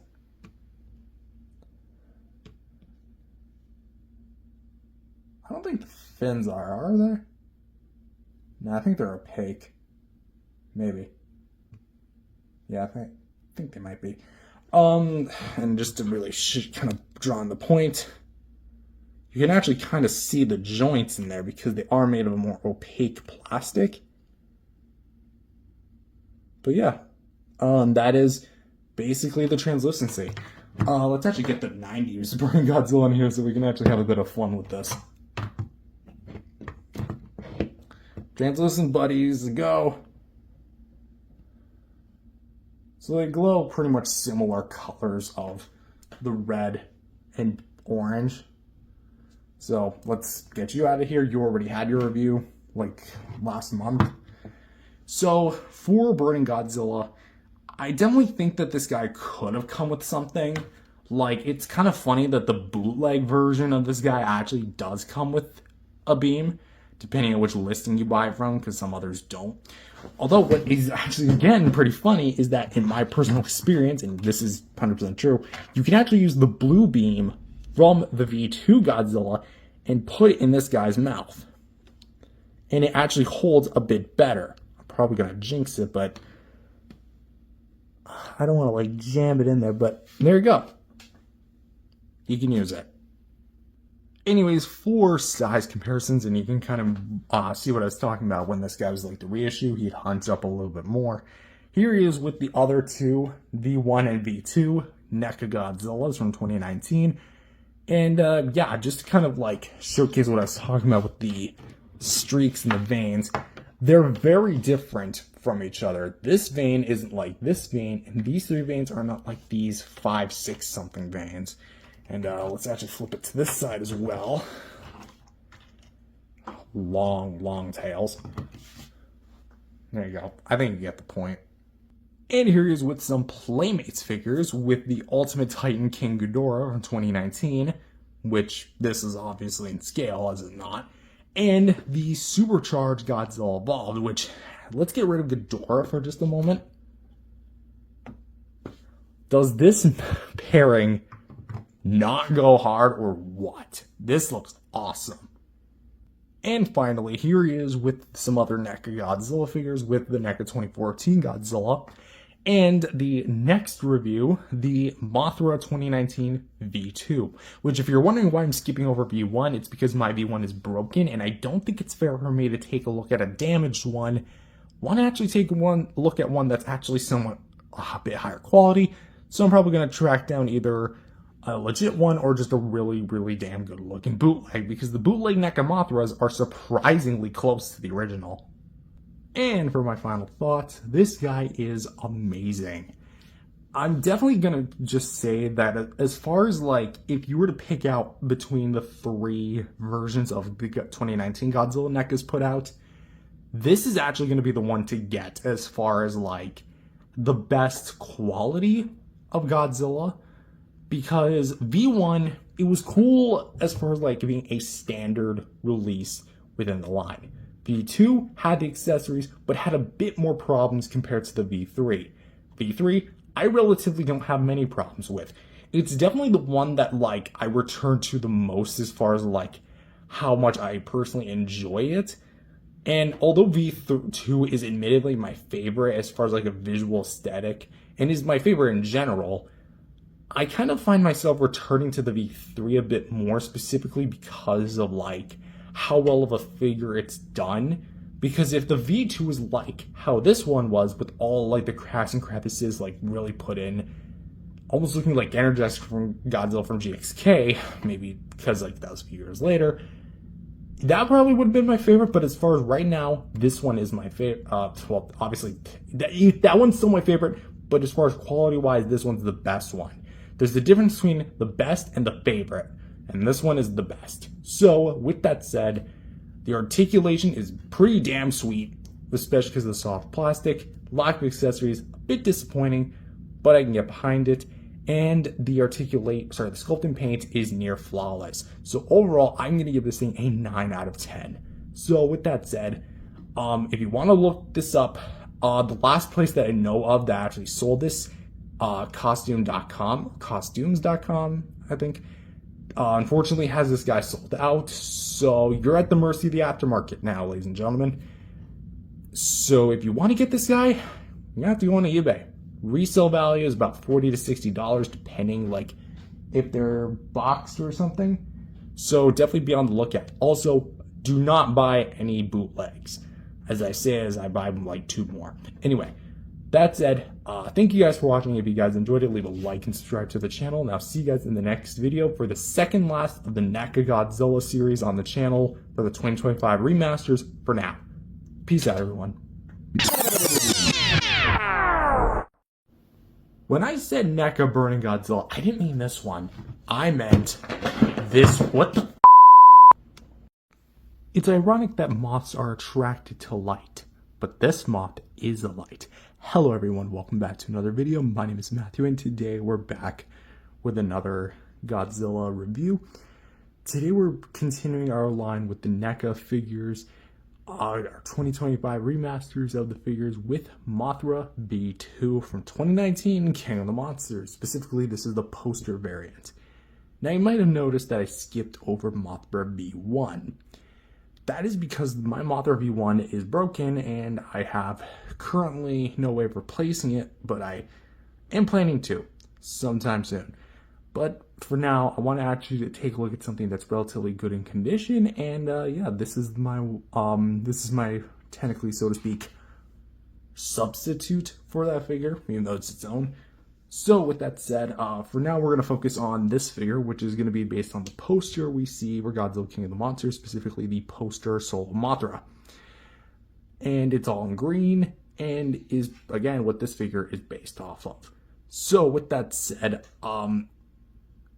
it's going to be the first non-Godzilla NECA review not on the channel, but like in the 2025 remaster. So let's go ahead and take a look at this gal.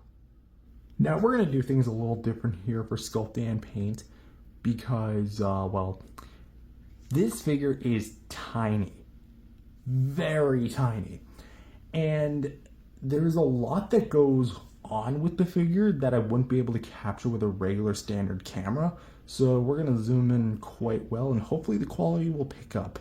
That said, let's take a look. So for the face, is very, again, small, but it actually has quite a bit of detailing. You can actually see, again, forgive its wobbliness because I am putting it on the stand. It's actually kind of like, there you go. It's a little bit more secure, but not by much. We have the little, quote-unquote, antennas right at the top that are sculpted in, but you can make them out. They've got a little bit of detail work, as well as a little segmenting. You can kind of see the line work on there. It'd be kind of troublesome if they were like separate from the actual figure. We do have the actual face, which for the eyes, they're painted solid blue with white, quote unquote, so to speak, pupils. And the face itself, you can kind of see like the mandibles there, the mouth, that is kind of like painted a lighter shade of blue. But the whole figure has this like dark blue base, almost like navy blue, and it looks very cool. For the rest of the head, there's not too much going on with it. We can see a little bit of detail on the top of the head, towards the sides. For the shoulders, so to speak, we have a bit more like ridges, kind of more of the exoskeleton of Mothra, to be technical, and they look great. For, again, I'm trying to really, like, bring all this. It's quite difficult. For the arms, the front 2 arms, they have multiple segments, but all of them are pretty much individually sculpted and painted, which we have a very nice blue wash, which I'm actually kind of surprised I'm able to see this. So you can see here. The front 2 limbs, right there. They've got some nice detail, and not so much in the way of paint, but they do have some pretty impressive details nonetheless. And of course we have the little hooks, the little barbs on the end. Those look incredible as well. Again, just to look. Sorry if there's like fur. I literally gave this thing a rinse earlier, and somehow there's still fur on this thing. I mean, that's what happens when you live with cats. Taking a look at the back legs. They're kind of like the front legs, except reversed, because they do feature the same kind of like dry brush effect. I'll be a little bit more dialed back. And of course they have the little 2 pincer beat. Of course, the multi-segmented legs as well. For the back, it looks more like an insect from above. I mean, that's what a Mothra is, technically, so to speak, because we have all the segmenting. Looks very, very fresh and crisp. As you can see there. I'm trying to like really just let the detail do the talking here because it's so difficult to really like. It's difficult to commentate while I'm like literally juggling, like just keeping this thing in frame. Because again, my camera right now is actually pretty zoomed in. Looks like hold on. Is that a piece of plastic? No, that's part of the design. No, okay. I was scared that was like a literal plastic scuff. No, it's fine. And yeah, the whole top, it has like the armor plating with the dry brushing. Really see how well that looks. Mine's got a bit of a hinge problem because the hinge was not cut correctly, although it looks like, yeah, because like my hinge, it looks like it didn't get pushed in properly, and I'm scared to even move that thing. So that's why I'm like very paranoid. And the worst part is that's the same wing that broke on my original Mothra. So if I lose this one, I'm toast. For this wing, we have actually an R and an L. Let's try to find the L. Is there even an L on this side? But yeah, there's an R, and my cat's doing some sort of mating call right now. We have a ton of like the different details right here. Going to the actual wings here, we have a lot of the different veins going down, and it looks really nice, especially like at the tips where it meets it. It looks so almost like organic and lifelike. Mine's got a bit of a scuff there, but that's okay. And then of course we have like all the different little, talk about the eye in just a sec. We have like a very distinct patterns across the big wing, and then you get to the eye, which is a different design from the original one.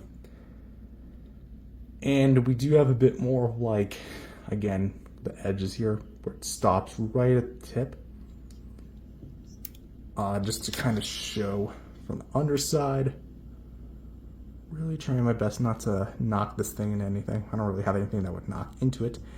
And as for the lower wings, smaller ones, they look actually pretty nice. With, again, no eye, but they almost look like, again, like a diet version of it. Mini version. Where you have a more like the same kind of like blue outline, really kind of giving like that bioluminescent look. With the darker blues like behind it, with all the wing detail and patterns. And again, it looks really solid. I do like what we have here. But as for the actual Mothra, there's the fur that, again, is mainly on the front of the wings. But realistically, that's all I can really say about it. That's basically Mothra. Essentially, NECA made a minifigure. Admittedly, Mothra, in my personal opinion, like as far as the design itself goes, NECA did all they could as far as with like the sculpting and paint, designing it based on the poster. But at the same time, I definitely feel like that's ultimately this figure's biggest fault is going to be the actual what it's based on. And again, it's not a fault of the figure itself. It's something that would later affect the figure. So really, it's kind of a double-edged sword. So for sculpting and paints, it's not bad. I'd actually just give it an 8 out of 10.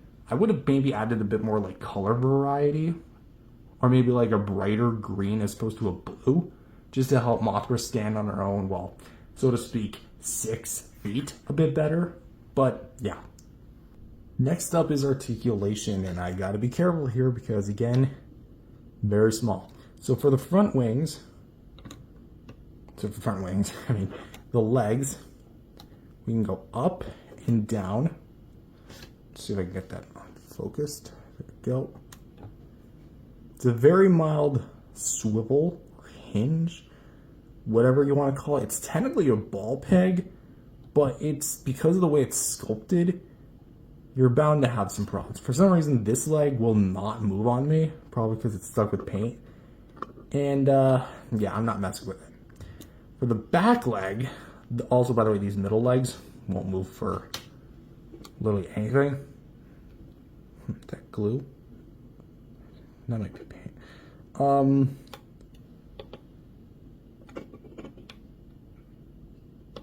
Trying to like lightly move it. I don't think the back legs want to move either. I don't remember. But basically the back legs are supposed to move. For some reason they aren't on mine, and maybe that's a good thing, because that way I don't have, that kind of minimizes the chances of me breaking it, but essentially you'd be able to move that thing back and forth on one that actually worked. For the wings, we can go up and down. There's no swivel. And for this small wing, we can go up and down like this. So that there's water here because I again gave this thing a rinse before reviewing. So for articulation, yeah, that's it. There's really not a lot to ride home about. I think that personally, the articulation for Mothra here works, and there's really not much you could have added else to the figure in this scale. There's really not much. I definitely have a bit of QC issues with like my arm, my left arm, and the two back legs, because I did not do anything to those legs. Like, that is weird. So in hindsight, maybe that's a bit of a problem, but honestly, it's really weak. I get it. It's the design, but for articulation on a action figure, I'm going to give this thing a 6 out of 10. And plus, like, every time you move it, you literally run the risk of breaking it. Trust me, I found out the hard way.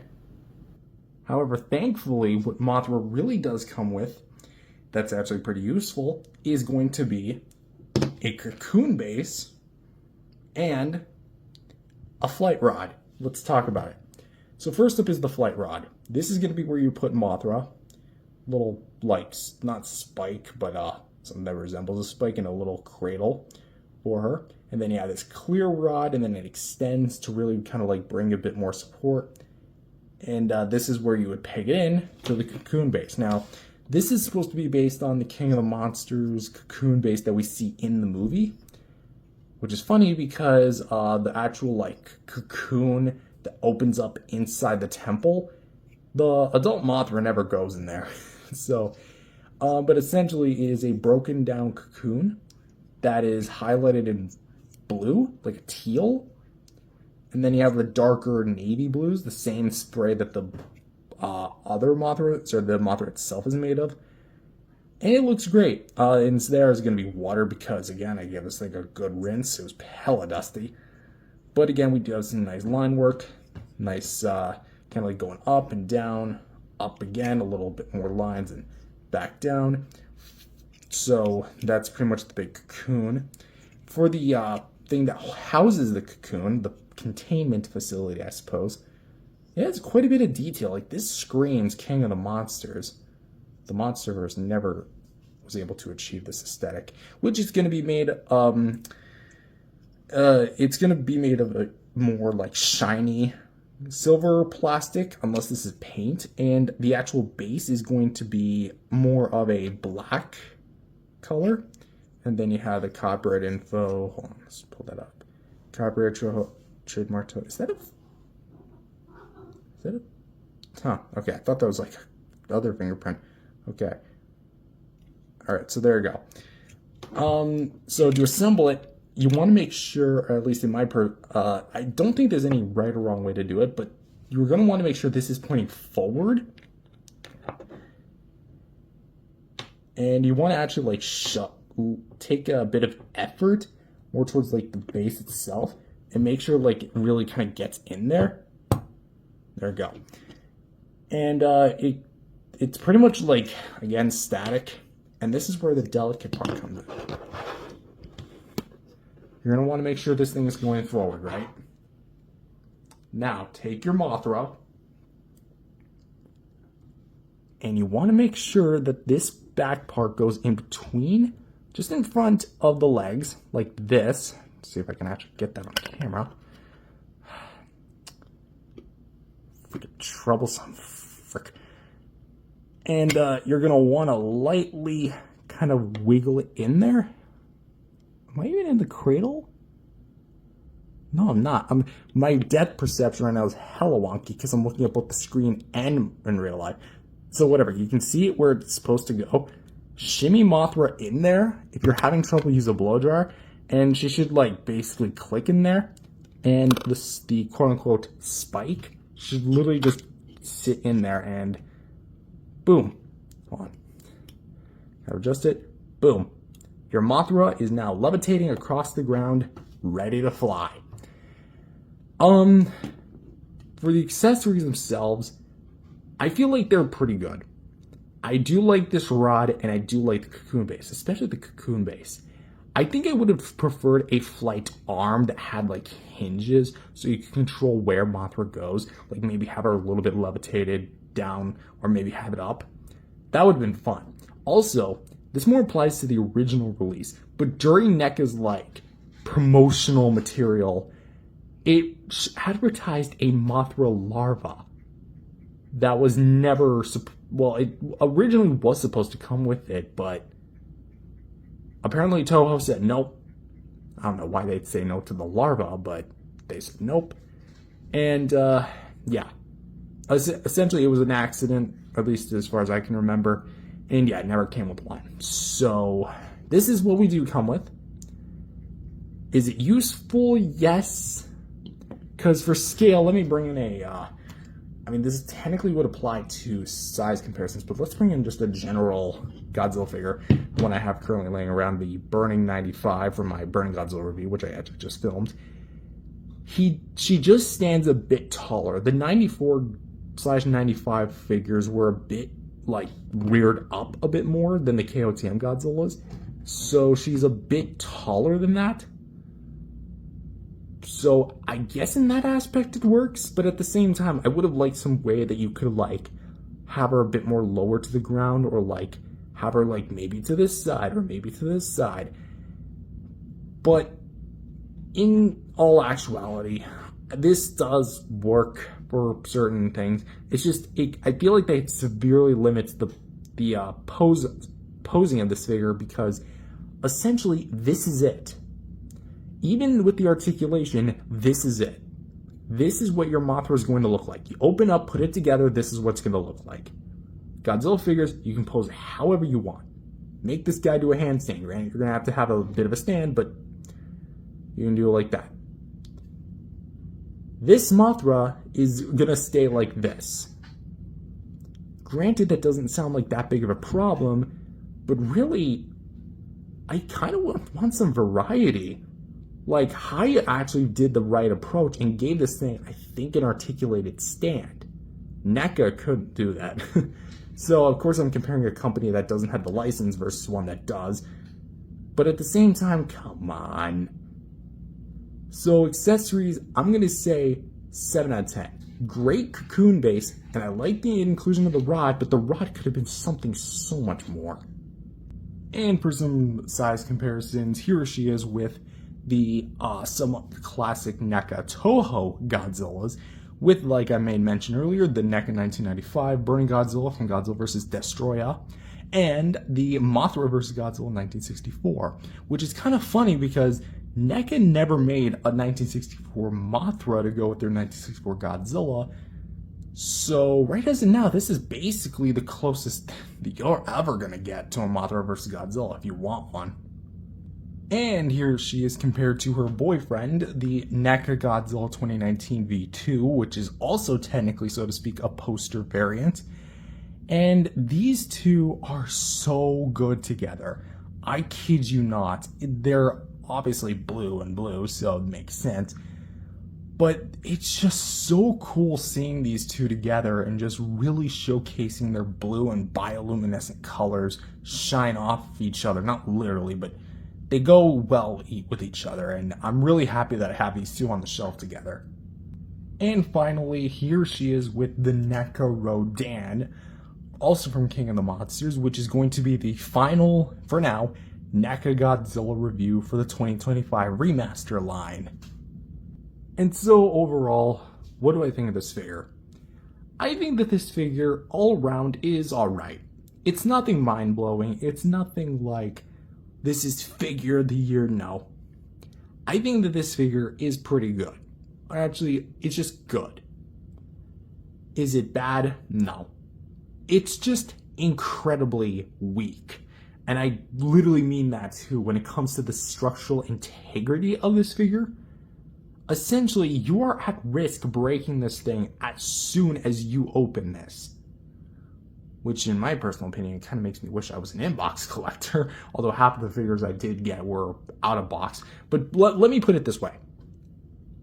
I have literally rarely touched this thing. The only on occasions that I've had this are when I'm moving, or I'm rearranging, or filming a video like this.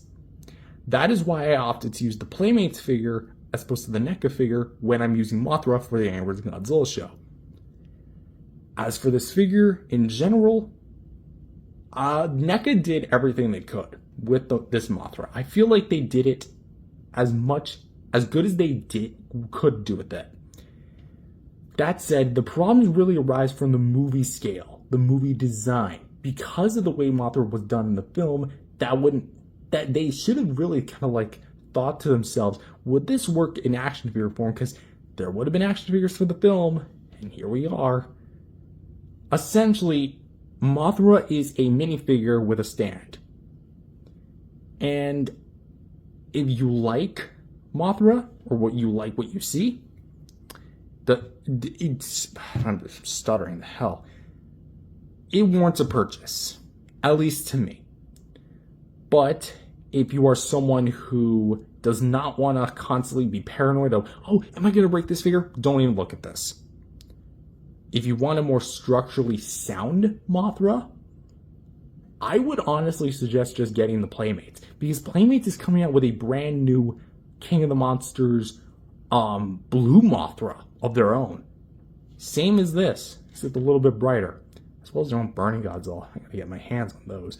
Anyway, as for my final rating, I'm gonna give this thing a 7 out of 10. It's not the worst. It's definitely gonna be one of my least favorite NECA Godzilla entries, but by far, still a good figure. Again, that's really at most where I can put it. Just good. Not pretty good, not amazing, not a masterpiece, just good. That said, that's all from me. If you enjoyed this video, remember to leave a like and subscribe to the channel, and I'll see you guys next time. Peace out, everyone. When this volcano erupted in Mexico in 2019, it didn't just bring down lava, magma, and ash. It brought down hell itself. Hello everyone, welcome back to another NECA review. My name is Matthew, and today is the last of the NECA Godzilla line for now that we're going to be taking a look at, featuring the chronologically final figure in NECA's Godzilla catalog. Today we have the NECA Rodan 2019 from King of the Monsters. Yes, what a way to go out. So, this was NECA's only Rodan figure. Across all accounts, not counting WizKids, the only Rodan figure we ever got. Now, admittedly, that is kind of a sad fact because I kind of would have liked maybe them to do some of the more classic iterations of the Fire Demon. But at the same time, I can understand, like, from a timing perspective, because from the movie's release and to the license expiring, they only had, like, what, a year? And this was one of the, this release did come a little bit later towards the year, I think around September? October?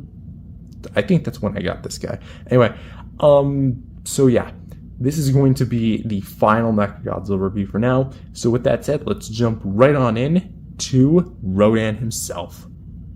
Now, before we do anything, dusting off my display, we're actually going to be talking about accessories. Yes, we're mixing it up a little bit. That's only because Rodan has like a crap ton of them. So we're going to be pretty much building what you would essentially get with this kaiju. So first things first is you get a volcano base, which, well actually let's just list them off. So you get a volcano base, an explosion, a flight stand, and an alternate head sculpt. I hate all this dust and cat fur all over the place. Whatever. Let's talk about it. So first up is going to be the volcano base. It is going to be the very tip of the his facility in the film. And we do have a ton of rocky texture here for the sides with kind of like black plastic and of course the gray kind of like highlights as well as the brown dry brushing. Looks pretty damn sweet. And as for the actual volcano like interior itself, there's really not a whole lot going on in here. Although the outskirts of it do have like some, I guess you could say, watchtowers just to make sure Rodan's in check. As you're able to see. So you have all these different facilities. And if you're wondering, the bottom doesn't really have anything. It does have a little bit of like a hole there, so I guess technically speaking, once you actually assemble it together, you can actually put lights in there. You gotta find like really tiny lights, but you can make it work. So yeah, it's actually gonna be pretty big. Like it's at least the size of like an adult's hand. So there is that. So that's gonna be that. Next is going to be the explosion, which is obviously gonna be when it erupts. And you see, like, pretty much speaking, the bottom, it almost looks like one funky mushroom. I mean, that's kind of what it is, a mushroom cloud. But for this tip, we have the actual peg, which, is that cracked? Did it crack that? I don't know. But yeah, essentially this big lopsided segment has been like orange bits floating in it, but it's primarily going to be a translucent yellow plastic. And then of course the top part, which was where the explosion does the real talking, is going to have a ton of white. I mean, there is a bit of white in there, but you do get some yellows, oranges, and blacks all thrown together mainly at the tips. And of course we do have a peg hole, and that peg hole would ultimately be for the flight rod, which it's a lot smaller than Mothra's, and on the promotional material it was like way longer, but here it's actually pretty small, being like about that big. And you might also notice there's a crack in it. Yeah, I broke this a while back, so I had to glue that back in. It was my fault. I pressed too hard. I pressed too hard down on it. There we go. When I was assembling it all together, I thought it would click in like Mothra's did. No, it's just supposed to rest. And of course we do have like this little extra cradle bit. But yeah, it's just pretty much a big translucent piece of plastic. And the alternate head is going to depict Rodan opening his mouth as opposed to a hinge. So we do have a bit more glossy paint inside the mouth, as well as the tongue, which is fully exposed. Of course, we have the large beak and the little appendages resembling teeth, which I don't think they are teeth on like an actual real bird. Because I actually did watch a video about Rio, believe it or not, and they mentioned something about it being teeth, but not really teeth. And of course inside is the actual color of the plastic used. So essentially this is all painted, just like a darker color, so the actual like interior plastic kind of peers through and almost looks like lava. And for the eyes, they're actually done pretty all right. My left eye's a bit kind of fudged, but the right eye is actually pretty done all right. And yeah, that's pretty much all I have to say about the head. So let's assemble it together. So realistically, you're just going to really need these three pieces. So first things first is you're going to want to see this peg. It is specifically lined up to be like half a circle. And you're going to look at this peg right here. See that flat side? Aim that flat side with this flat side. Just kind of aim it correctly here. It's actually harder than it looks because you really have no sense of direction, but once it's in, you kind of have it like this. I do have a personal problem with this because of the way that it's sculpted. It actually tends to bump up against this one, and as time went on, you can actually start to see a crack starting to form. Yeah, I did not really do that on my own intent. That was just me simply trying to follow the instructions of actually trying to assemble this thing. But alas, this is my version of the figure, and this is the one I'm stuck with. There you go. So let's peg that back in. So it does kind of stay in. It stays in there pretty decently, but it doesn't feel like 100% secure in there. So next you're going to want to take this flight rod, and you're going to want to gently kind of like shimmy it in there. It's not going to like snap in, but I do have mine at a bit of an angle. And you're going to want to take the Rodan figure, and you're going to want to sit it right about here, and make sure the back part is pointing towards the back, right in between his legs, and boom, you have your Rodan flying. Now, admittedly, this is pretty cool, like a pretty good setup in concept. In actual practice, though, I do have a few problems with it. One, the cradle itself doesn't really support Rodan. Essentially, it's a big balancing act. With Mothra, I somehow feel a bit more structurally sound with that thing, even though I feel like I'm going to break it at every touch. This rod for Rodan, however, it doesn't really do it for me. I feel like if it were to clip over Rodan, because here's how I would have done it. Right here is like where the articulation cuts, and you could have had maybe like a clip go in between it and then have like another piece clip on the top, and then you'd have a more structurally secure Rodan. That, and also this thing can easily be pulled out, like a little too easily. Like for Mothra, I have like a bit of finesse. This Rodan, not that much. So, admittedly, again, it looks cool, but I don't know. There could have been some improvement done with this thing. And as for the alternate head, the base Rodan head is going to be closed, but we're going to take a look at that and sculpt it and paint. We're going to want to take the head like this, shaking the camera, and you're just going to want to pry it off like that, hurting my finger in the instance. And you're going to just simply align it with the peg. And there you go. Rodan has a new head to throw around. So, as far as accessories go, Rodan actually has quite a bit of it. The head I really have no complaints with. Maybe they could put a hinge in there, especially if they were able to do that with the Pteranodon that came with the Skull Island set for Kong. But at the same time, you know, this was then, that's now. So while he does come with a lot of accessories that kind of build towards the same thing, I definitely feel like there could have been some improvement done on the accessories. But I do like the overall presentation of it. So accessories, I'm going to give a personal 7.5 out of 10. It's very much expansive and the most we've ever gotten with a NECA Godzilla figure. If that's a good thing or bad thing, but I'll leave that up to you. So stripping Rodan back to his regular self, now we basically just have the figure, which, again, all this fuzz. This Rodan figure, again, we're just gonna take a look at sculpting and paint. I hate all the fuzz on this guy. So essentially we're reviewing a very furry Rodan, aren't we? Anywho, so for the head, the closed head sculpt, I should probably add. Still that fuzz. Whatever. At this point, you know, any other fuzz, I'm just going to ignore. So, there we go. That's it. So, for the head, we actually do have a bit of detail work. It kind of, again, does the same thing that the open mouth head sculpt does, except it doesn't have the open mouth. The eyes here are a little bit worse. This one's kind of pointing backward.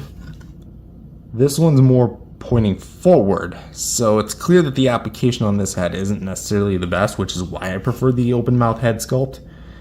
But the actual red that's poking through is kind of similar to what they did with their Shin Godzilla, where they had painted darker color over a brighter red. And that I really do appreciate. We have a lot of nice wavy detail at the beak, and of course at the top, the bottom here with the little ridges and segmented details. And all like the armor plating, of course, the two horns back here. I'm sure they have a name, but I'm just gonna call them horns. Here for the neck itself, we actually do have a bit of the same thing with the red. And of course all the brown application for that. As you can see there. I'm really kind of like letting the detail do the talking here, which is why I'm not talking as much as like the other figures. For the chest, we don't really have a whole lot of orange here, but we do have quite a bit of more detail work, which again, it looks very nice. All the like spiky armor really kind of helping Rodan in his aid of combat here, because we do have a lot of that armor plating that comes back from the shoulders and then segmented down. And of course we have the armor plating which is on his stomach, which I'm pretty sure is a homage to his original design, which is like he has armor, not armor, but spikes all over his chest. So I guess that's like in a way kind of like paying homage to that. For the legs, they're going to be rather simplistic. They actually do look pretty nice with the talons like really close together. I almost wish there was like an accessory, like you could pop these off and have like the talons splayed out like greatly. But for the orange here, we do have a bit of the orange returning, especially like in between the talons here. So there we go, it's your Rodan's next meal. And again, we do have the spikes back here, which actually no, that's the back pent toe. It's not a spike. Very spiky creature though. And for the back side, it's going to be kind of like what you'd find on the front side, just flipped. More of the armor plating from the neck going down to the shoulders, shoulder blades, and of course the back itself, which we have this big long line of spikes going down to the tail tip, where you get more of that orange paint, which is broken up into 3 segments, which are going to be the wings. So for the back of this wing, yeah, we're going to the back. Awesome. I love the idea of what we have here. Brown and then kind of like gradientized to purple. Orange. Why am I struggling with my colors so much? I don't know. Anyway, I mean, I just woke up. Anywho, so the paint here is going to be orange and with a bit of like yellow speckled. And that's mainly to kind of meant to look like him in the lava. And because of the way that it actually accomplishes that, the orange does look like it's seeping through the cracks and the crevices, almost like the NECA V3 Godzilla. Of course, they again do the same thing that they did with Shin, where they paint through the crevices. You get it. Of course, we also have the hand, which you can also kind of take a look at the front side here. More or less, I think that they pull off the effect well. I think the yellow speckles could have been done a little bit better, personally, because they're just like dots. Let's put a dot there, dot there, dot there, so on and so forth. I don't know, something seems off about it. I think it would have done without the yellow speckles. But at the same time, I get the effect. It's supposed to be lava. It's supposed to be like, you know, he's, what's the term?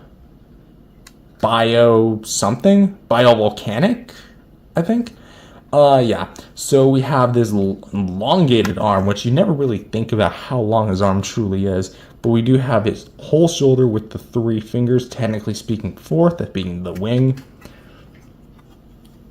as we see. And of course, for the front side of it, just to give you one more look. Now, for the wide shots, because I always do this.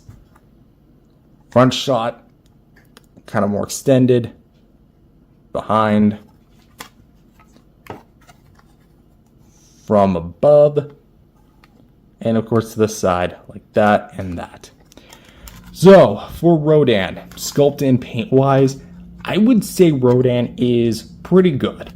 I do like what they did with Rodan here. Do I have some gripes? Well, personally, the yellow speckles are a bit of a kind of thing. And realistically, that's all I have to complain about. I think Rodan, as far as like sculpt and paint-wise, is very simplistic and doesn't really have a whole lot necessarily wrong with him. If I had to change maybe a few things, I think maybe I would have given him a bit more like orange, more towards like the chest area. But at that point, it's kind of nitpicking. So I'm going to say 8.5 out of 10 for the sculpt and paint. Pretty good. And finally, for articulation, we're going to actually kind of like really struggle to do this because, trust me, Rodan is a small figure. So for the head, we actually have a ball peg, which we can go up, down, to left and right, go a full 360 with the head, and as well as the neck, that kind of allows for a more up and down movement. So you can kind of get like a pecking motion, but you can go up and down, side to side, and swivel. Although what's fun to know is that if you actually take the neck joint, swivel it back 180, and then hold it in place, and turn the head back like this, you can get Rodan looking straight ahead and it'll look seamless. Like this almost looks like it was engineered this way. Do I recommend it? I mean, again, your choice, but that's personally the way I like it on my shelf. Anywho, kind of coming back here. For the shoulders, we can flap in about that far, out about that far, and can rotate some. It's a bit limited because of the way it's designed, but you can get a rotation. And naturally, there's supposed to be a hinge here where you can like rotate in like this. But a while ago, mine popped off and the hinge itself broke. So I glued the whole thing in place, both wings. So I'm kind of stuck with just flapping motion, which, hey, it's not a big deal breaker for me. Nothing at the waist, but for the feet, we do have ball pegs, so you can go up and down and a little side to side. So that's actually going to be it for articulation. Personally, I feel like Rodan articulation-wise is definitely going to be a bit weak because the head itself is cool, the head and neck specifically. The talons could have maybe used a bit more work, like as far as the joints are concerned. And the wings, the flapping, like the big part of the wings, those are fine, no complaints there. It's these parts of the wings that I personally have a problem with because when you fold them in like discs, they don't really look right regardless, which is why I chose to keep them extended like this. And furthermore, I don't understand why there couldn't have been like some sort of way to like fold them in like this, not slide them in like that. So personally, that is a bit of a dud, so I'm going to have to say 7.5 for the articulation. Pretty good engineering on the neck. Maybe they work on the talons. No complaints about the wings, base wings. But for the hand tips, yeah, that's a bit of a dud. So that's my personal consensus. And for some size comparisons, here he is with some other Rodan figures in my collection with the Bandai minifigure Rodan and the Minimates Rodan from Diamond Select Toys. And here he is with some Playmates Godzillas with the 2004 Final Wars and the 2024 Pre-Evolved Godzilla. And finally, here he is with his brethren of the film, also from NECA's line, with the version 3 Burning Godzilla and the version 2 poster Mothra. So, yeah, that's gonna have to basically be it as far as like the video goes. Because as per my final thoughts, I think I pretty much played them pretty clearly. Part of it is really that Rodan is kind of a mixed bag in some aspects. As for like the actual figure himself, again, because of his size he is in comparison to Godzilla, there's really not a lot NECA could have done with him, and I feel like they did the most they could. But at the same time, I feel like there's some parts that could have been improved upon. That said, the accessories are a welcome addition, and I think that Rodan really works as like a side display in addition to Godzilla rather than his own standard release. That said, I definitely think Rodan is going to be, in my personal opinion, again, one of the weaker releases within the entire line, not just the KOTM line, but the whole NECA Godzilla range. So for me, I'm going to give Rodan a comfortable 7.5 out of 10. I feel like that's fair.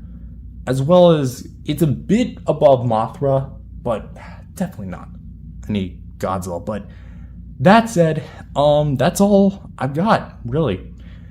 This has been quite a fantastic time to go back to NECA Godzilla history and take a look at all the figures from their line, the ones that I own at least, and yeah, just kind of like indulge in it.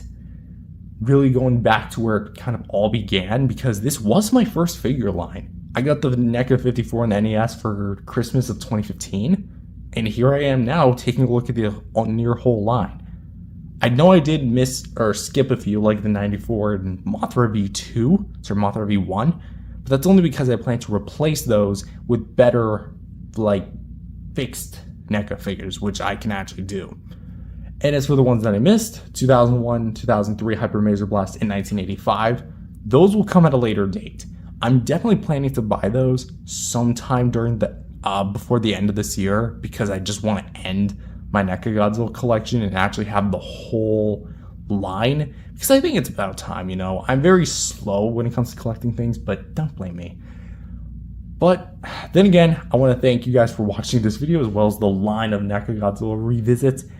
This isn't the last of NECA's Godzilla line on the channel, far from it. It's just I want to kind of update my thoughts, as well as update the videos that you've seen over the past few years. And again, thank you guys for watching, and I'll see you guys next time. Peace out, everyone. Meanwhile, in an alternate universe, hello everyone, welcome back to another video. My name is Matthew, and today we're back with, well, what I plan to be the last NECA Godzilla review for the foreseeable future in regards to the actual NECA Godzilla collection that I do have. I decided to squeeze in one more just because, you know, he is his own figure, technically under different circumstances, and is supposed to be replicating a different design of Godzilla. So therefore, I feel like he warranted his own video again, and that is going to be the infamous Bootleg Godzilla Evolved from NECA. Well, not really from NECA, it's based off NECA. See, NECA lost the license in 2020. Yet here we have almost 4 years later, actually no, dead really serious 4 years later, that some very, very creative Chinese bootlegger would actually go ahead and look at that trailer for the new Empire and use probably the billionth mold of their 2019 NECA molds and repurpose that, give it a new pink paint job, and call it Godzilla Evolved, and sell it out to the market around the release of the movie. So, under no circumstance is this an official product. This is a bootleg, knockoff, counterfeit item, whatever you want to call it. Even go as far as say it's a scam, but if you know what you're buying, is it really a scam at that point? I don't really think so. But that said, do not be fooled. This is not an official NECA product. NECA has not made any more Godzilla figures beyond the 2019 film, like as far as chronologically speaking. They never did any for vs. Kong -1 or the New Empire, as we're taking a look at.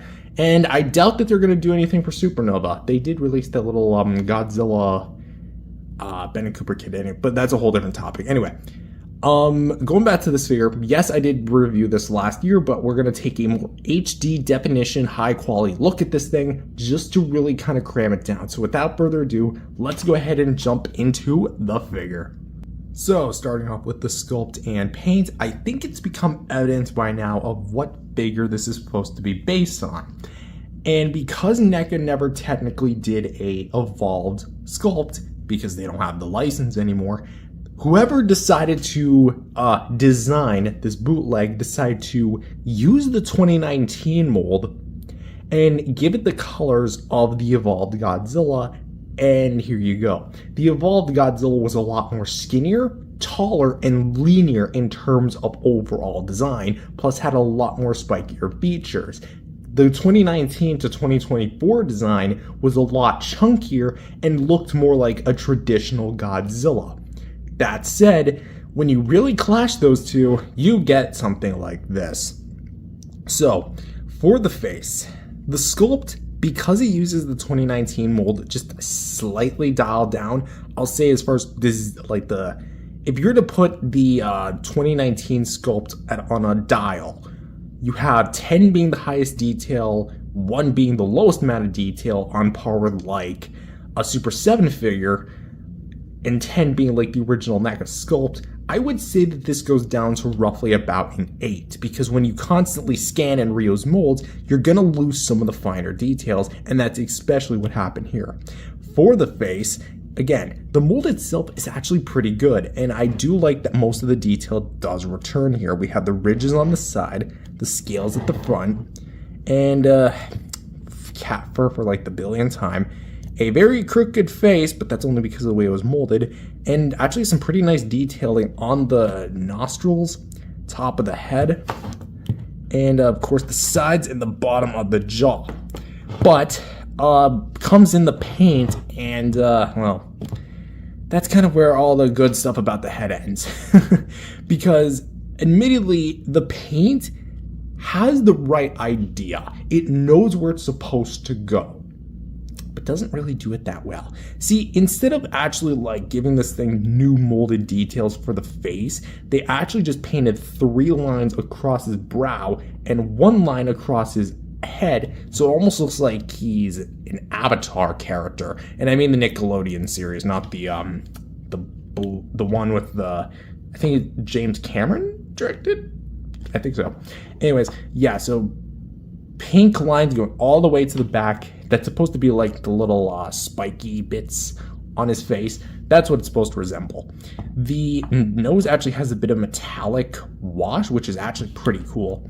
The eyes are going to be pure pink with white dots over top of them, which I think are supposed to be his pupils, because they are not filling the whole eyeball correctly, but they're kind of pointing forward. So I actually think that's them glowing, but we all know that bootleggers do a good job at that, don't they? The teeth mold, they did take a dive. The top teeth are still present, albeit a little less blunt as usual, and the bottom teeth are just almost non-existent. Like, just look at that. And as far as the mouth goes, it's all one color. It's all the same pink, and because of how thick of a paint it is, plus combined with the fact that it loses a bit of the detail from the original, it looks very smoothened out. I'm trying to see if I can actually capture that bottom. There we go. A little bit more. So yeah, you can kind of see that. Is that a crack in the paint? Or is that just the bottom? No, that's actually a crack in the paint. Okay. Let's go to the top here.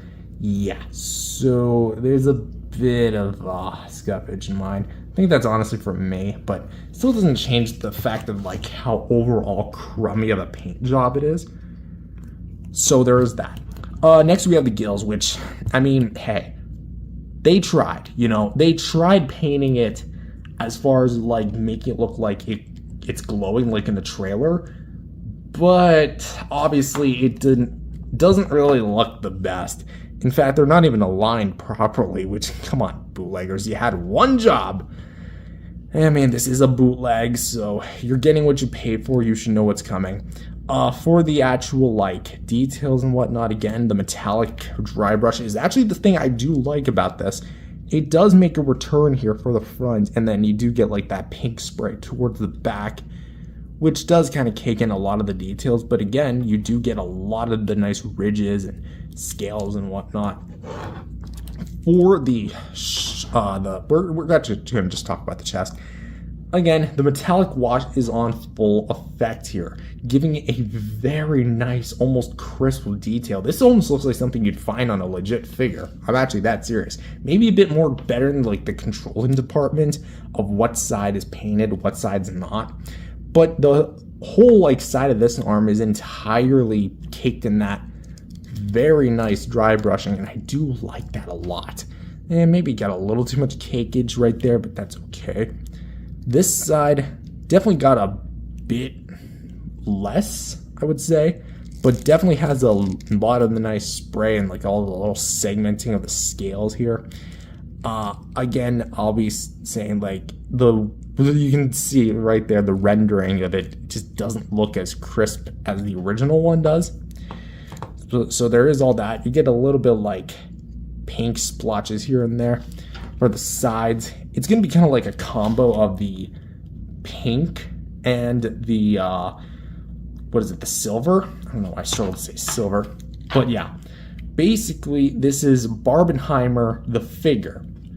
But as you can see, the pink does kind of like transition into the gray, which again, I know that's kind of unintentional because this whole thing is like a spray, but it does look very nice. But speaking of the dorsal plates, they're going to have the same mold as the KOTM fins. I mean, of course, this whole thing does have the same mold, but is also going to be entirely caked in pink. And like I've said in my previous review of this guy, I mentioned that this thing looks like a pastry.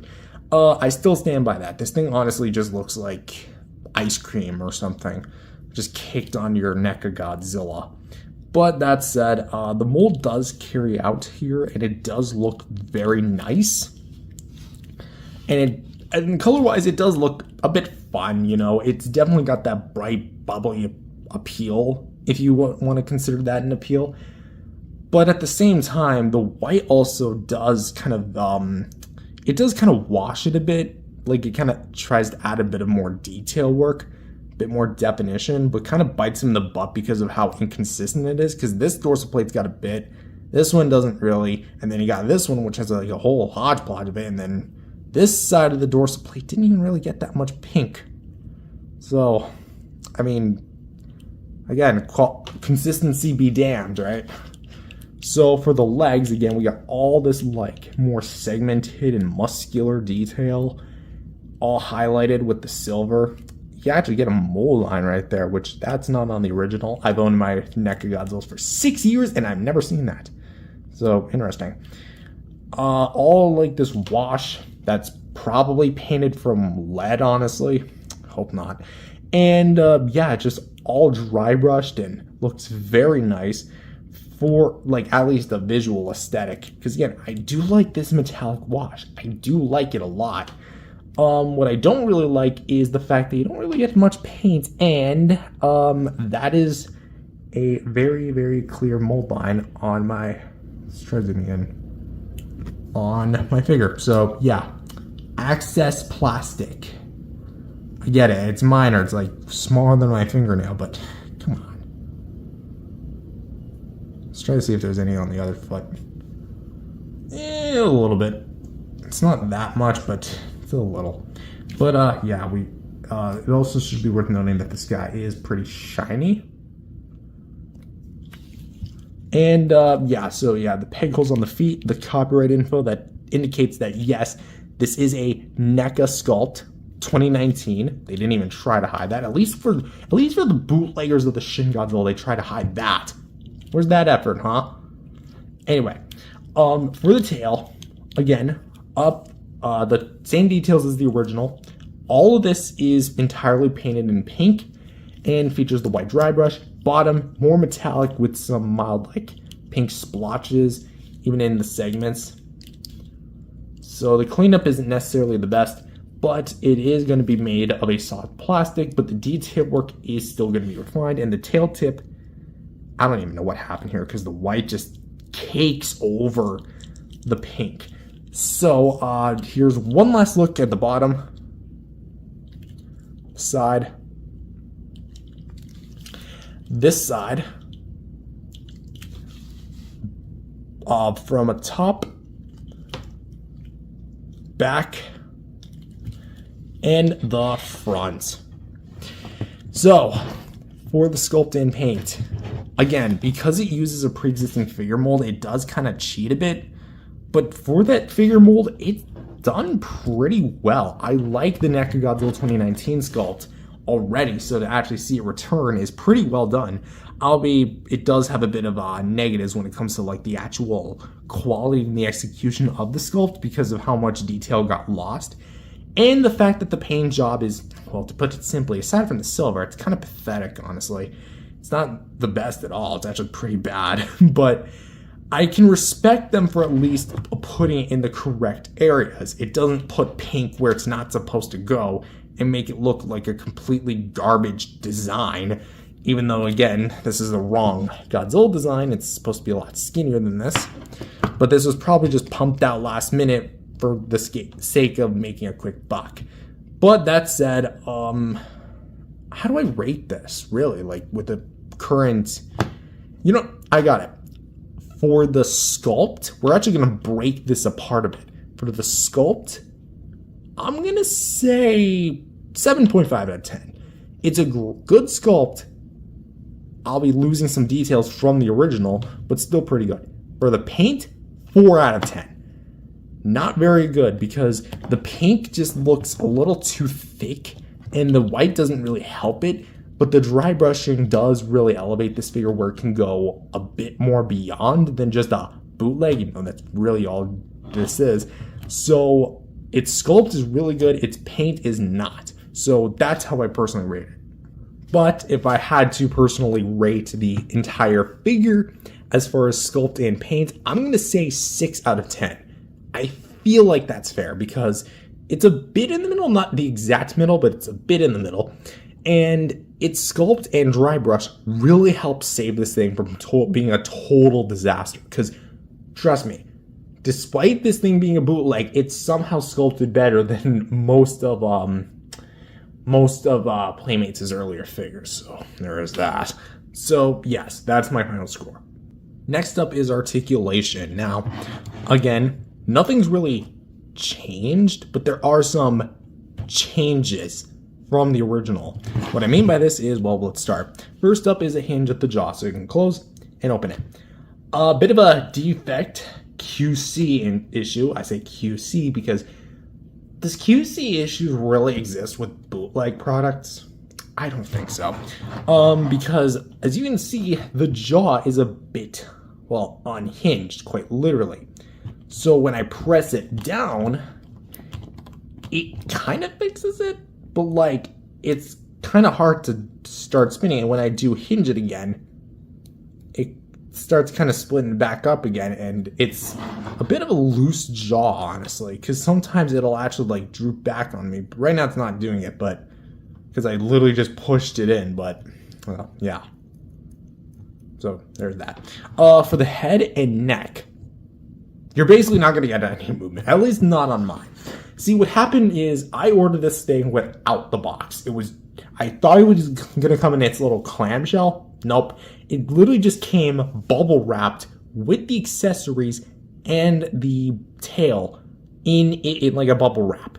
It was not protected at all. Maybe that was my fault for ordering out of the box, but at the time I didn't really have any space to put the box.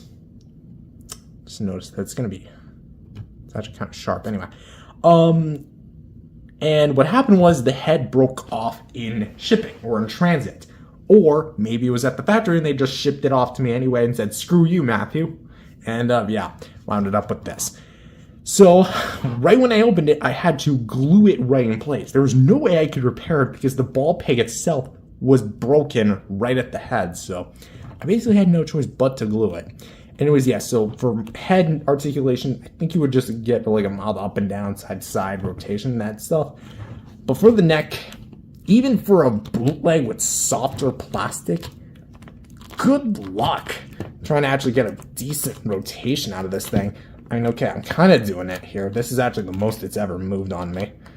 But seriously, you can't really do much with it. You really kind of like gotta force it, and I don't want to force it any more than it already is. So there, neck kind of moves, head does not for me. Ball joints here for the shoulders. We can go up, down, full 360, bend at the elbow. There's no rotation because the way that they do it's kind of odd because it's like out of socket. I don't really get that.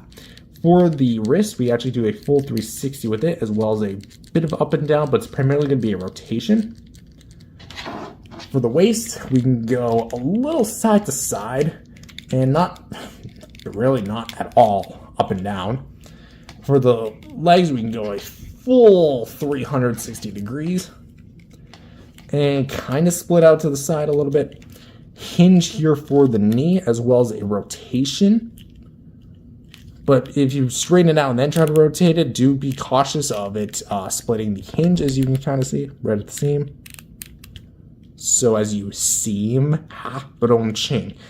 Anyway, ball joints here at the feet, so you can go down, up, left and right. Pretty much the same thing across both limbs on both sides, so arms and legs. And for the tail, 10 ball joints that you can go up and down with. And because, unlike the original, it is going to be made of a more softer plastic, you can actually get a bit more give out of it. And as far as holding its pose goes, it's a bit varying, but you can actually kind of like tuck in like this. The original one wishes it could do that without breaking or something. Now, granted, because of the way that it's painted, you are going to get some like gaps in the paint, so that is going to be a bit of a bummer to some, although it's a Bootleg, so you can't really expect anything less. And also, yeah, it's prone to popping off, so let's see if I can get this on without trying to get some hot water in this house. I mean, it is malleable plastic, but then again, this hole right here was such a pain to actually get in, giggity. And like, it was so painful just to get it, just like to stay in. So, for the actual articulation, again, mine's got some differences from the original, but the actual movement itself technically hasn't changed. But there are some changes like the shoulders, wrists, because they're not on swivel hinges, they're actually just basic swivels, and the lack thereof a proper head function because of the way mine was transitioned or shipped in transit. That said, I'm gonna say for articulation, because I do like the idea of the shoulders.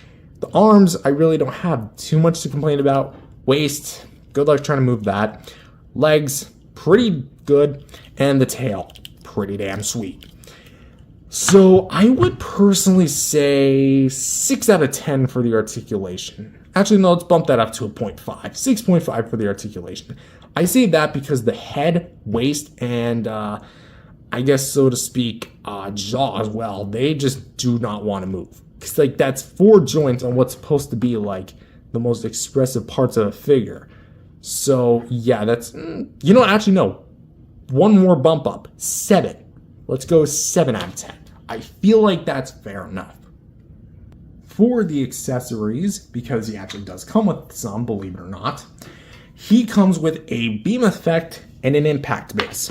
Let's talk about that. So first up is going to be the beam effect. And like I made mention in my NECA 2019 comparison with this guy, this is going to be the same mold as the V2 Godzilla beam, just in a pink plastic that's actually a little bit rubbery compared to the other one, which is going to be more hard plastic. Now, if I remember correctly, after seeing some AliExpress listings, they actually do this for the 2019 V2 bootlegs, where it's a bit more thicker blue, but they also are rubberized like this. So there's that. So for the actual sculpt, again, kind of the same thing. Kind of looks like a Q-tip, where it's a bit more kind of standard beam, and then it kind of like spirals a bit more towards the tip. And you have a bit of like a nice spray here and here towards the jaw and towards where you're hitting. Mine unfortunately did come warped, and it probably would have been like this regardless if it was in the packaging or not, because bootleggers, y'all need to fix up your packaging. Anyway, now for the impact base. This has changed a bit since we last left off, hasn't it? Yeah, between recording the last one and this one, this whole piece broke off, and I think it's actually still in the process of like actually drying from my super glue, which I finally decided to put to use. Because as you can see, well, there's the super glue. I think that's a little bit moist down there. So yeah, that looks like absolute trenches right there. But essentially, again, it's the same mold. A little bit of a scuff, but that was kind of not my doing. And yeah, it has the same amount of detailing as the original, if not a little less. All the little bits are returning, and of course it's made of a more rubbery plastic, so it is going to be on the more cheaper side. Plus it has the little divot. So to put it together, look for the jaw piece, the little teeth groove right there. That's supposed to be his top jaw, and you just literally stick it in his mouth. Now the best part is this Godzilla, I spoke too soon, can actually hold it well. Yeah, I thought it would actually hold it better. No. So he holds it all right, but you just literally put it in there, and it's kind of there. There. This is overall what it's supposed to look like. Now, if you notice, That does not match that color. Bootleggers, you had one job. I mean, on the flip side, you do get another beam effect that you can pretty much use for whatever you want. It doesn't just have to be for this specific Godzilla. You could literally use this if you wanted to with Shin, or you could use this maybe with your 56 KOTM beam poster version, I should probably clarify. Or, as better yet, you could give this to Burning Godzilla, which color-wise, it's not exactly right because it's supposed to be a bit more red, even though it technically doesn't even exist. But on the flip side, it's the closest I can currently get. So you can literally take this beam and give it to that one, or you can sit with this one. Very iffy figure at best, but as far as the actual quality of the beam goes, well, the beam and the impact base, yeah, it's pretty crappy. I mean, it took literally not that much effort, because I'm just going to come out and say it. I did intentionally break this. I had super glue, so it was like pretty much worth nothing at that point, but I intentionally split it literally without as restrictive force, and I was able to break it like no problem. So whatever glue they used, pretty pathetic. But on the contrary, yes, that was my own doing, but at the same time, come on, make some better glue. And keep in mind, I use like really strong super glue, so when that's done solidifying, it's gonna look great. So with that said, for the actual accessories, quality-wise, no, they're not very good. Functionality-wise, I would actually say that they're a bit on par with the original, which wasn't even that good. So I'll say 5.5 out of 10, personally, for me. So for some brief size reference, here he is with some other Godzilla figures with the NECA official V2. This is the legit one. And the Playmates Supercharged Godzilla Evolved from the Ultimate Titan Battle Pack. Now, let's just briefly get this out of the way. I don't think I'm going to be doing another comparison between these two, because that one video I feel like still suffices pretty well. And I mean, if you want a general comparison, here you go.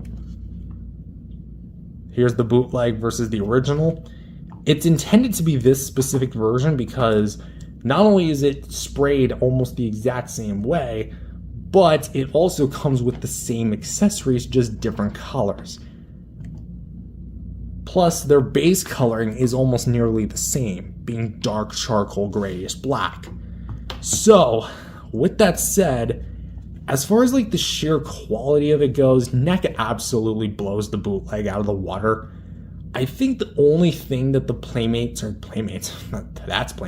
bootleg does better than the original is probably going to be the tail articulation, and even then that's like a very mild thing. So putting this guy back and bringing in the Playmates one, because well, this is an actual authentic Godzilla figure.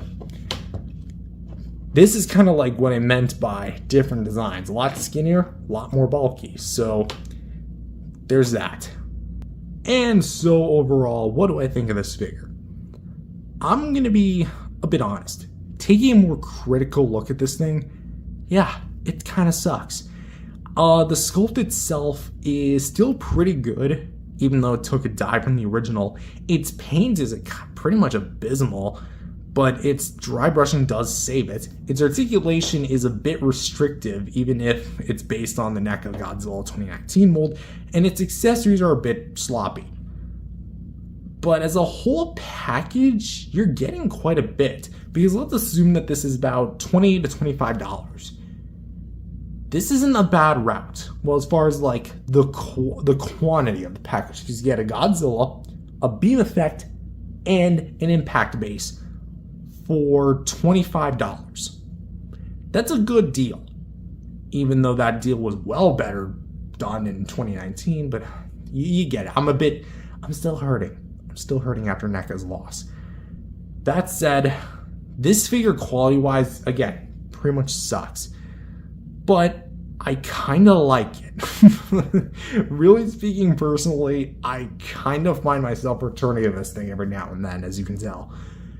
And I'm kind of happy to include this guy in my collection because, again, while he's not the best, not by a large margin, he's still somewhat fun to really think about, like, in a way, this is almost like a gateway to an alternate universe where NECA actually kept the license. Granted, I don't think they would have produced something like this. They would have definitely done the whole figure from scratch, slimmed down the proportions, and gave it a new beam effect. That would have been awesome. Like, NECA, please do something official with this license.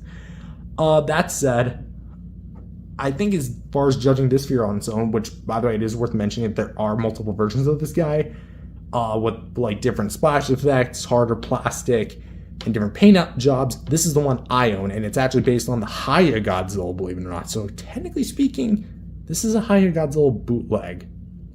You want to know how I know that? Because it literally has the higher promotion on the art, and its color matches nearly 1-to-1 with the promotional images. That said, I really only recommend this for people who just like bootlegs, because with the Haya now officially like being shipped from places like BBTS, or I don't think BBTS is actually, I don't know, I haven't ordered it, but all I just know is that the listings that I've seen are not on pre-order anymore. So I'm assuming that that figure is now in stock.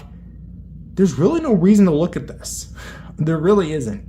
It's fun because it's a bootleg of a pre-existing Godzilla that's not even that design. But I'm getting a bit too over myself. This video is over a half hour long at this point, so I'm going to wrap it up by saying only get this if you want a so bad it's good figure, or you just like goofy bootlegs. So with that said, I'm going to give this thing an overall final rating of 6 out of 10. With that said, thank you guys for watching, and if you enjoyed it, leave a like and subscribe to the channel, and I'll see you guys next time. Peace out, everyone.